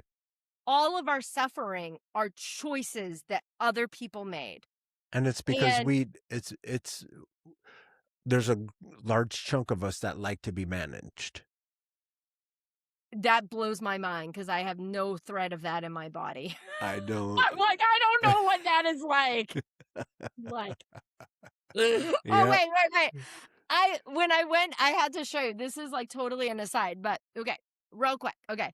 So I get in trouble for yelling at the State House all the time because I'm trailer trash and they all suck. And like, fuck you. You guys have never been the ones on the other side of this, you know? So one week there's this lady trying to cut SNAP benefits and she says the excuse, oh, because, you know, so many of the foods are unhealthy and full of sugar. So I scream, so what? And then later, they're saying something else awful, and my friend who sits down the row goes, "You're going to hell!" And that made me think of the Bible, and I'm like, yeah, they are going to hell because Jesus fed kids. So I yell, Jesus fed kids! Then a few weeks later, I flipped off the governor. So around the state, this T-shirt. Now I got to tell you. So I got reprimanded. It was a whole thing. But the big deal is that I put a video of it, and somebody said that bird was the people's bird. So I started making this image of a hand, and the bird is the purple finch, which is I the like state it. bird of New Hampshire, the people's bird. That's pretty And cool. I put that out, and this is what we ended up with.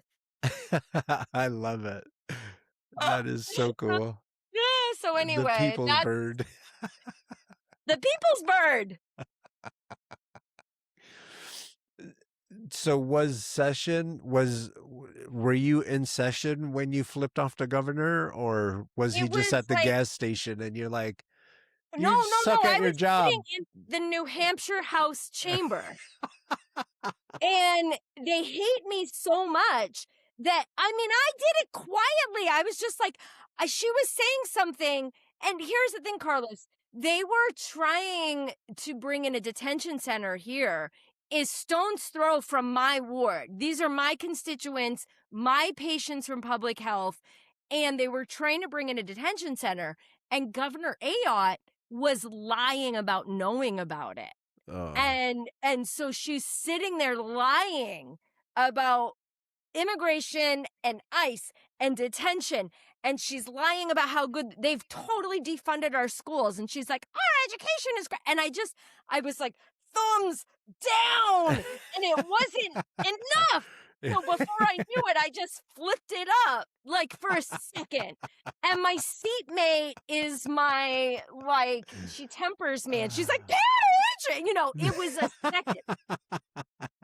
They're watching me. The Republican, one of them saw me, tracked down the security people to find the grainy image and blow it up to take a shot of it and send it to the Democratic leadership to tell me I was bad. Yeah. So that's that. Yeah. Well, that's the story. And did you have to go to detention or anything? Like what? Well, no. So here's okay. There's so much more to the story. So later, I flipped somebody off, but didn't know I was in trouble until way at the end of the day. In between, okay, we have 4 trans legislators. They happen to mostly be on the Progressive Caucus. We're all BFFs. We all went to lunch with a couple other progressive people. We had to rush back because it took so long to get our food. So we had our food in this area that's like a room that's split into outside of the chambers. And one side, usually Republicans hang out, other side Dems do. We had to leave our leftovers. Well, one of them comes over and tells us to throw it out because it smells like fish. And I'm like, no. And he's like, well, go get the other people to throw theirs out. I was like, no, go away. And he's like, well, he was like an old white man that couldn't believe that this young woman with sunglasses was saying no. Like nobody had ever said no to him in his whole life. And I was like, I'm not doing that. Go away. Go on your own side. Well, anybody can be here. I'm like, you know what I mean? Leave us alone. So we went back in to vote. I even told the guard, they're trying to throw out my lunch. And he told them, don't touch the lunches. Within an hour and a half, when no one was looking, they fucking threw our lunches away. Oh, dude. So then at the end of the day, they asked me to come up and make an apology. So I went up and I was like, I apologize for the rude gesture. And also, I don't think that colleagues should be throwing away our lunches. And that was it. And then I got off the floor. So I went and made 3 social media. I made the one about how I flipped her off. Then I made another one of how they did the lunches. And then another one about what I said. They called the Democratic leadership and said I was making a mockery of the apology. And so they were going to move to officially reprimand me, which is like an official motion. Yeah. So they told me, and I'm like, all right. So they moved to reprimand me. It's like any other motion. They go up and say, we want to move to reprimand her because of this. Well, I could do nothing, or I get to make an argument about why I shouldn't be reprimanded. And I'm like, you fucking morons.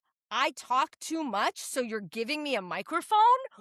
What did you think was going to happen?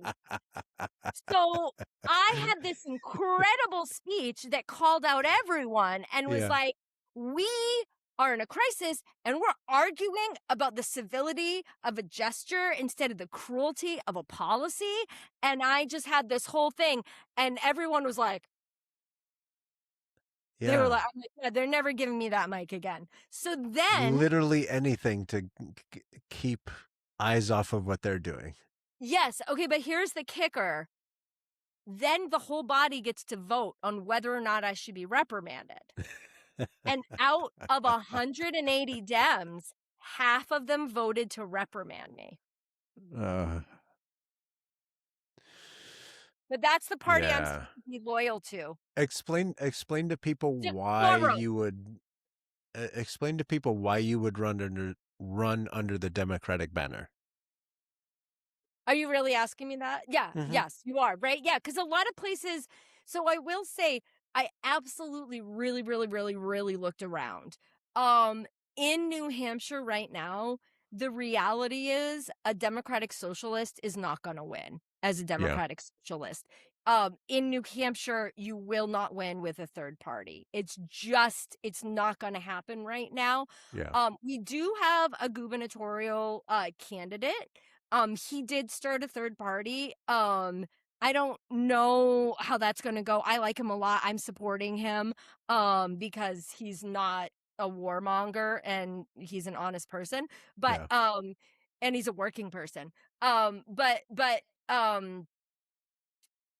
so the other thing is I'm a sitting Democratic representative. And I do feel a responsibility to my constituents because I Hmm. feel like they elected me as a Democrat. I wouldn't like it if my representatives switched to something, Right. and so I Right. kind of did that as a sign of Brand respect. consistency. Yeah, as respect to respect Yeah. them. But the other thing is, honestly, I can get access to every Democratic meeting, Yep. right? And And I don't you get still access to like a call center and you get access no, to, no, they charge in New Hampshire, they charge $75,000 if you wanna get access to the voting record. is it unlimited access or do they have like different Listen, I didn't look packages? into the details after the ticker price. I'm like, "Well, that's not an option, is it?" Holy hell, how much is it? How much can I get if you put ads on that thing?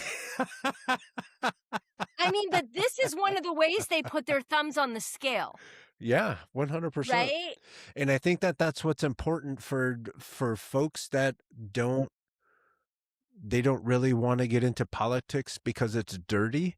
Like these are the little parts that they need to understand Yeah, is not everyone just because you're running under the Democratic banner doesn't mean that you believe what every Democrat believes, and that goes for the Republicans too. yeah, yeah, At the end yeah. of the day, what you're paying for is access to the tools that it takes to run for office. Yeah, yeah. I mean, and also I think, I have an advantage being a sitting state representative. Yeah. Like, as far as insurgent candidates go, that is a good part of my resume to say Yeah. like, yes, I'm qualified and I'm ready.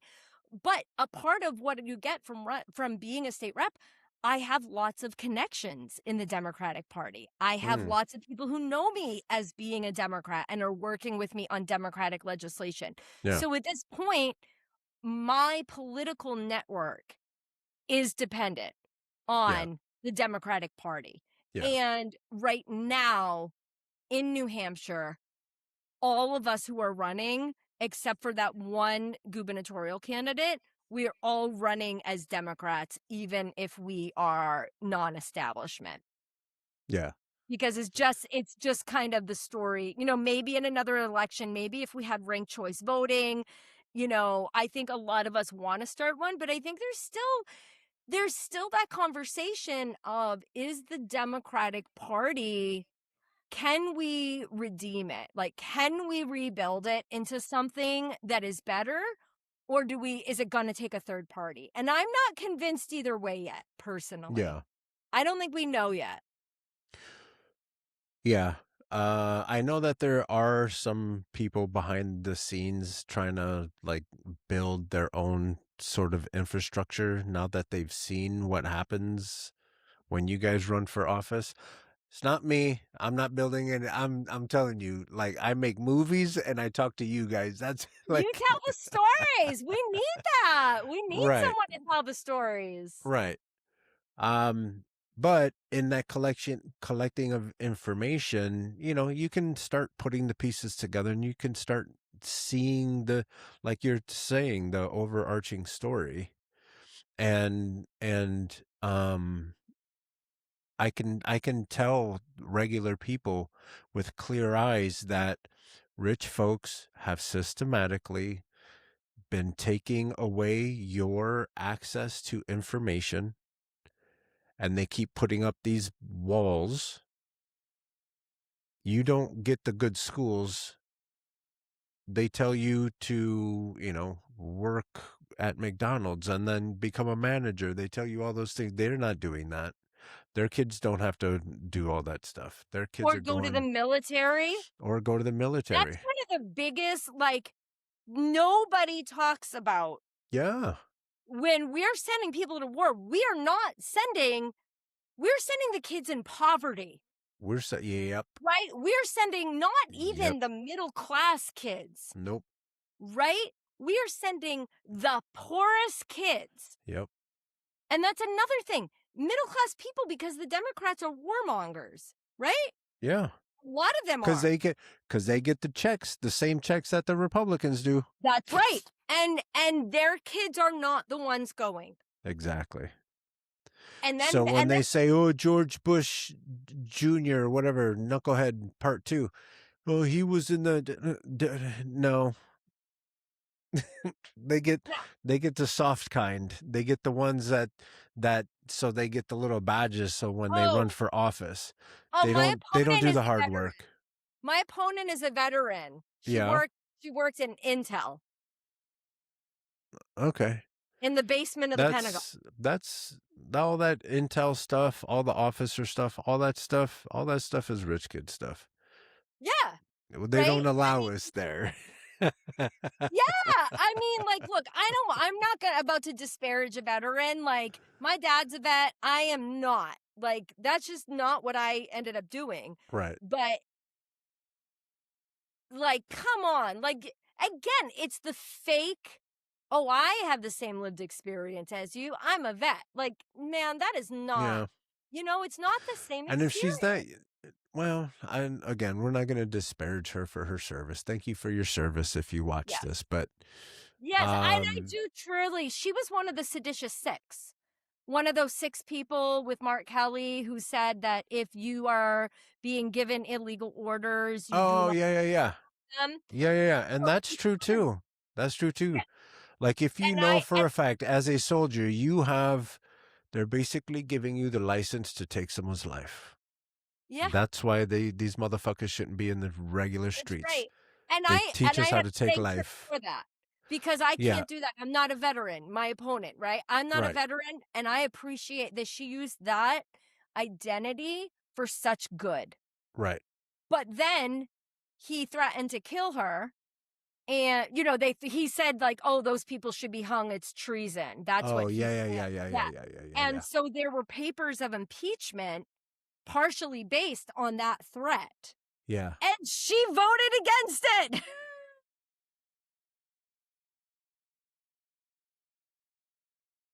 See, the thing is, it's not the thing, but I have One of the many. I have to, yeah. when you don't understand struggle, you don't understand the severity of it.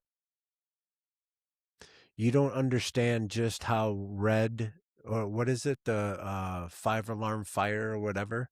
Like, I appreciate that it takes Congress all this much time to make decisions and all that shit, but that's not helping the single mom of 3, the single dad of 2. Exactly. Like, do I sell my car or do I buy groceries type of shit? I mean, yes. So I appreciate all the veterans and all that stuff, but we don't fix things. We're not fixing things. Rich kids aren't fixing things. Because it's not broken for them and they don't care. And they are detached. This is what it looks like. When people say, oh, that politician is detached from reality, or they're detached from where they come from and all that, that's what it is. Like, why is it not important to more people that there's like dirty water everywhere, like going into people's homes? Because they don't have to deal with it. Because it's not there. You know what, Carlos? This makes me want to, something I haven't talked to people about a lot, and I'm so interested in your thoughts. What really, really, though, like, really baffles me. Like, we've been poor, we get it, we got that. rich people, they don't want to change things because they're getting all this stuff. Right. What baffles me are the people in the middle who will Who think disparage us to protect them. because they And think that they're them. Yeah. tell me I'm divisive. I am ruining the party. I'm going to be the reason we lose. I'm racist because I don't understand the real harm that's going to come to people if Trump gets reelected. That's my favorite. That is my favorite. I was on a podcast where they yelled at me for an hour because I'm not blue no matter who. Don't invite me on that podcast because I'm going to piss you all off. And I had some good answers because one of the people have been asking me all the time, well, if you lose, are you going to endorse her? And why are we talking about this now? Why is that your biggest concern? What? But it's part of that. So, but going back to that, it is propaganda. But these, like the liberal, white, educated people who are okay pretending that none of this is happening. It's almost like Good Will Hunting syndrome. Okay, which part? Good Will Hunting read all those books and he can tell you all the things and all the things. But he's never gone out of Boston. He's never gone and traveled. He's never gone and fallen in love. He's never gone and experienced life. Right. So he's detached. Rich kids are detached from the struggle. They're detached from the importance of helping someone that doesn't have anything because rich kids don't understand what it goes. Rich kids, go to your sibling that does drugs and goes to the poor neighborhoods for their fix. Ask them how important shit is. Right. And solve problems with the same passion that they have when they're going to go get their rock or their meth or whatever. That same passion that they're looking for that drug. I need you to have that when you go and tell us what's good for us. When you go and not fix homelessness, when you go and not fix fucking childcare. These people are trying to be productive members of society. For real. Woosah. That is wrong. Okay, here's the thing though. We have the courage candidates. We have people who are so pissed off in the community, right? Like the masses are starting to see it. Yeah. I am not kidding you. So I had this great conversation. I went to this really, really like rural, like working class place. And I just started talking to people. They had this community event. So I went to just talk to people. And I talked to this guy and he's like, well, don't talk to me if you're a Dem. He's like, what part are you in? He's like, don't talk to me if you're a Dem. I'm like, oh, come on. And I'm like, what's the biggest thing that's important to you right now? And we end up having a 20-minute conversation. So I posted that little story online and some people started attacking me. And this one guy comes on and he goes, I'm a 7th generation MAGA and I've been talking to this lady. We're not going to agree on everything, but she says more good things than bad. Yeah. I talk to MAGA all the time. We have a lot of things line up. Yes. And this is what I'm saying is now that people like us are waking up and we're saying this is corrupt. We have been tricked. It is not left versus right. It is us versus them. And there are so many more of us than them. And it's just like right now people are waking up. This is the dark before the dawn. Yeah.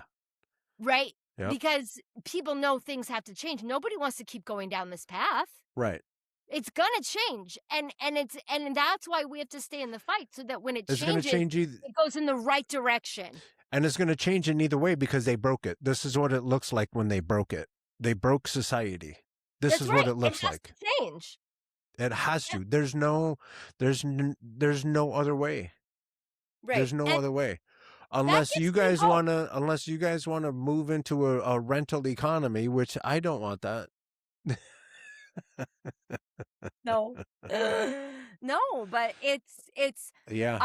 I get discouraged, and when I mean, don't like, let me tell you, I have some thick skin from sitting in the New Hampshire House because this year, so many free staters won, and they made so much progress for their agenda.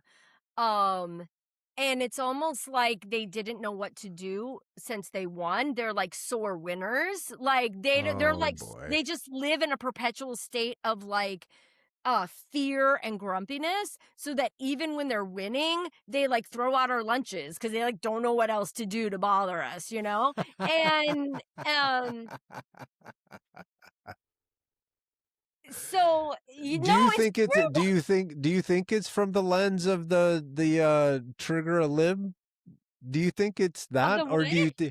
do you know how they say trigger a lib or whatever, when they try to make a liberal person So upset. upset? Yeah. I mean, Trigger yeah. a lib or I mean, whatever. definitely. Yeah, definitely. But there are people in the state house who have been there over like 30 or 40 years. Democrat. Are these the same kind of people that in school they would put their finger in your lunch? Are they Yes. bullies like that? They're just no, no, no, no. This was more that, so they said your sandwich, your food smells like fish. We were like, none of us got fish. And they're like, yes, it does. It's bothering me, so you're gonna throw it away. It was just like, us for dinner? what? Am I joining for dinner? Yeah. I will in a little while. Oh God, thanks. I made my escape. He burped and he goes, ha ha ha, I make my escape. Ran out and slammed the door. Do I keep that in or do I cut that out? Oh, I love it. I'm like all about, all right. I want to make sure. One of my mottos is the revolution will have childcare. I don't do any event without full on childcare. No, because that is how we bring working families in. It is Right. the dumbest, easiest thing. All these assholes at the top. Oh, these young people, they don't come out. They won't come to the meetings. They won't engage. They won't do anything. Get some fucking childcare. Seriously, childcare and Yeah. food, you'll have a whole new party. It is not that hard. Yeah. It's not that hard. Yeah. But what I was saying about the State House people who've been there 30 to 40 years will say this was the hardest term that they have been in. That they have been treated worse in this term than any term in the last 30 to 40 years. It's just they are drunk with power. I mean, they had the chair of the New Hampshire Education Policy Committee. Her text messages got leaked. She was sitting in the session texting other people in the committee, and she said, I can't wait for us to have our segregated schools. The fuck? And the other one laugh emojied it, and it leaked. And she doubled down and said, I never said racially segregated. I was talking about politically segregated, but these dumb Democrats are so sensitive that they're whining about it. And she fundraised off of it. Oh my God. That's the thing. I keep saying that, but one more thing is that it seems like the Republican Party is just a sales tool, right? It's all the business owners that want to sell you things, whether it's gambling tokens, whether it's tickets to the fight, whether it's I'm going to pitch you on giving me money for my campaign. It's a bunch of salespeople. Mm-hmm. And Democrats, we have our salespeople, but it seems like we're bad at marketing, though. Jesus. And it's a mix too, right? So, like, to simplify the dynamics between what I see between the Republican Party and the Democrat Party is Republican Party will take you as long as you're willing to sell or start a pyramid scheme or whatever. As long as you're trying to sell something, they are representing you. The Democrats have to deal with all the people that don't feel comfortable in their body, all the people that don't fit comfortably into society because they want to love the same gender, because they don't want to make up their mind which gender they want to love. Right.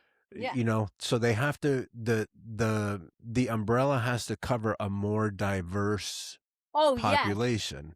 Yes. And so it seems like, to oversimplify, you have the people that come off as, I'm a business owner and I work. And the Democrats are like, money's not that serious. We have problems. We have to like be here and like connect and fix problems and stuff. Yeah. Yeah. Yeah.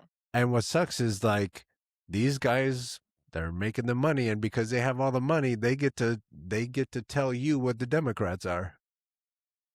I don't know if I agree. Here, I actually think that the Democrats don't want to change anything either, because I think a lot of them are business people too. Yeah. And I think that this goes back to, I think they just want to say that they want to change things so that they feel better about themselves for not actually shutting down systems. Like, or they want to give you just enough crumbs that you don't revolt. Right. So I get that all the time about Maggie Goodlander. Maggie Goodlander takes tons of AIPAC money, and she voted for the Lake and Riley Act, which, you know, the Lake and Riley Act, right? Mm-hmm. Yeah. So she voted for that, but which should be a deal breaker for Democrats, right? All these Democrats who are out there at ICE protests. And then you say, well, she voted for that. And they're like, well, you can't be a purist. And you're like, what? And they're like, well, she got us funding for our federally qualified health center. I'm like, you wouldn't fucking need that if she wasn't sending all our money to Israel, who, by the way, has universal health care. Mm-hmm. Like, and access to abortion. You're thanking the fireman for putting out the fire, but he's the arsonist. Yeah. Like, he doesn't get credit for that. And that's what the Dems do, is they cause big problems behind the scenes. They espouse all this shit, and they change just enough to make you keep thinking that they actually care about you. Yeah. I always explain it like the population, all of us normal people, are in the backseat of the car. The Republicans are dad and the Democrats are mom. Republicans know exactly what we're doing, and he's just pissed because he just wants to get there because all of us are making noise in the back. And mom knows exactly where we're going. She's in on it, but she's telling us to calm down, that everything's going to be fine. And they're both doing it because they want us to get tired and go to bed tonight when we get there. Exactly. They're in cahoots. Exactly. They're telling us anything they can so that we all do what they want. Yep. They're making and we get snacks. And instead of stopping and let's get some dinner and all that stuff, no, we get snacks. We get just enough to shut the hell up. And when we get there, you're going to bed. Well, good. We figured out the world. Why can't we run everything? Oh, wait, we might. We might. We're working on it. We're working on it. Oh, Carlos, so much, so much. I do think I should. It's 6:30 here. I think he might come burp at me again. He might go to the other end. We should be careful. Yeah, we can wrap up. I'll have you come back on. The door's always open. I would love it. No, I will stay on with you forever. That's why I know what my husband will say later. So I'm preventing myself. My kids everywhere. They're like, well, when is it over, Mom? And I'm like, oh, it's 7 o'clock. They're like, oh, so you mean 8 o'clock because you never stop talking? I get that too. I know. Like, oh, sorry. Get over it. go ahead and take a couple minutes and let the good folks of New Hampshire know who Yeah. you are, why they should Yeah. vote for you, Yeah. and Yeah. then let them know where they can find you. Yeah. Thank you. So again, thank you. Well, regular people from New Hampshire, I am your regular everyday person. I'm the outsider on the inside. I am a nurse. I'm a mom. I'm a person that cares. I'm a person that gets the job done. And, if this interview's any indication, I truly, truly do just care about everyday people being able to live the life that they deserve. I am not as concerned with party. I'm not concerned with party. I don't think it's left or right. I think this is a class war, and it's us fighting against the ultra elite who have been abandoning us and stealing from us for decades. And they manufacture these wedge issues so that we keep fighting with each other instead of fighting against them, because they know there are more of us than them. And as soon as we figure it out, as soon as we figure that out, the jig is up, and the jig is almost up. So I know how to make sure the jig is up. So I want you to join me. I am running on bringing back power, prosperity, and peace to the people. And in New Hampshire, you can find me. I'm running in New Hampshire Congressional District 2, which is Nashua to the North Country and everything west. And my website is paigefornh.com. So that's PAIGEFORNH.com. I am on Instagram, TikTok, Facebook, YouTube. I've got the website. So hopefully you can come check that out. One of the biggest things that we need, and we talked about this earlier, is we need to look at this as all of us working together to get one of us to Washington. And I'm just the volunteer, but we have to do this together. So some of the most important things, obviously donating. But if you donate, this is a working person's campaign. Instead of a larger donation, if you can make a smaller one that is monthly, that helps. That helps us plan. That helps me show donors that people are donating. Unfortunately, one of the biggest criteria that is still used to judge how viable a candidate is how much they're raising.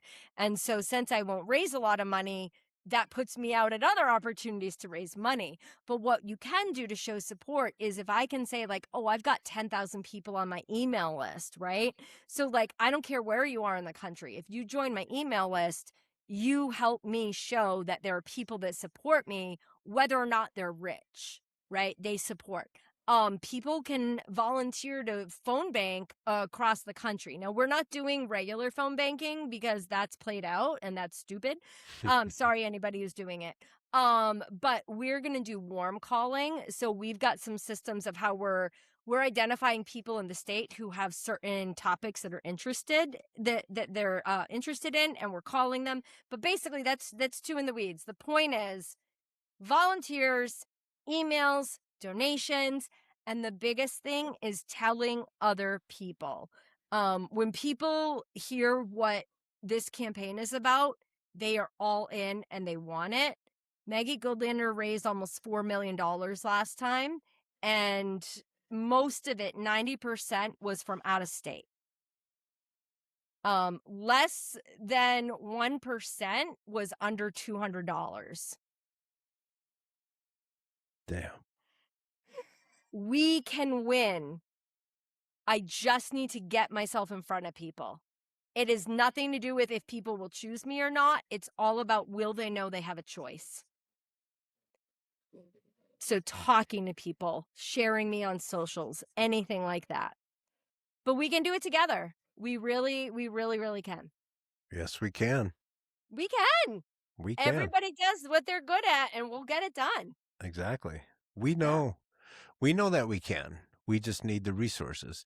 And we know that it's only a matter of having resources because the rich kids have the resources, and look at how good they're doing. Yeah, and they don't even try. Imagine if we had their resources. You know what I'm saying. Woo! You know what I'm saying. I do. Carlos, Oh my God, this is the best interview I've done so far. This was so fun. I love you for saying that. I mean it. appreciate that. I'm not just saying, I don't know how to lie, unfortunately. Like, I'm not good at lying. I loved COVID because I could turn off my screen or have my mask on because I can't even keep my face. Like, my face can't even lie, you know? So, no, this is really, I appreciate the conversation. It's thought provoking, it's passionate, it's fun. And I really actually think that I've been thinking over you know what I mean? A lot of times it's just like regurgitating, like how like people ask the same questions. It's not a thoughtful conversation. And I think this is the kind of stuff that we do need to be doing more of. Because what good is talking to people if they're going to say the same thing year after year, candidate after candidate? Like, let's get to the point. That's why I was excited to meet you, because like right off the bat, we were solving things. And I'm like, okay. This is an idea person. Let's bounce. You know what I mean? Yeah. And that, to me, that's true democracy. True democracy is where we go out and we gather a bunch of information, and then we come back and we share notes. Yeah. And we say, hey, how about this? How about this? Yes. And together we leave the world a better place. I love it. Yeah. Well, I will come back anytime, and I will blow you up this time, I promise. When you wake up early on your West Coast time. Gail, she's like, well, he was getting up early. I was like, oh, come on.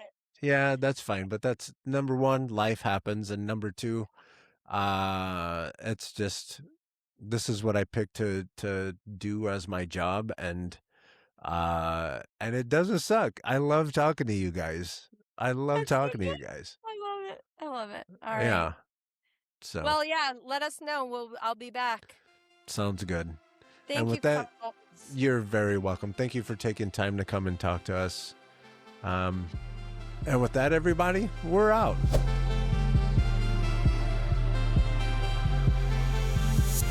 Coconut Chest.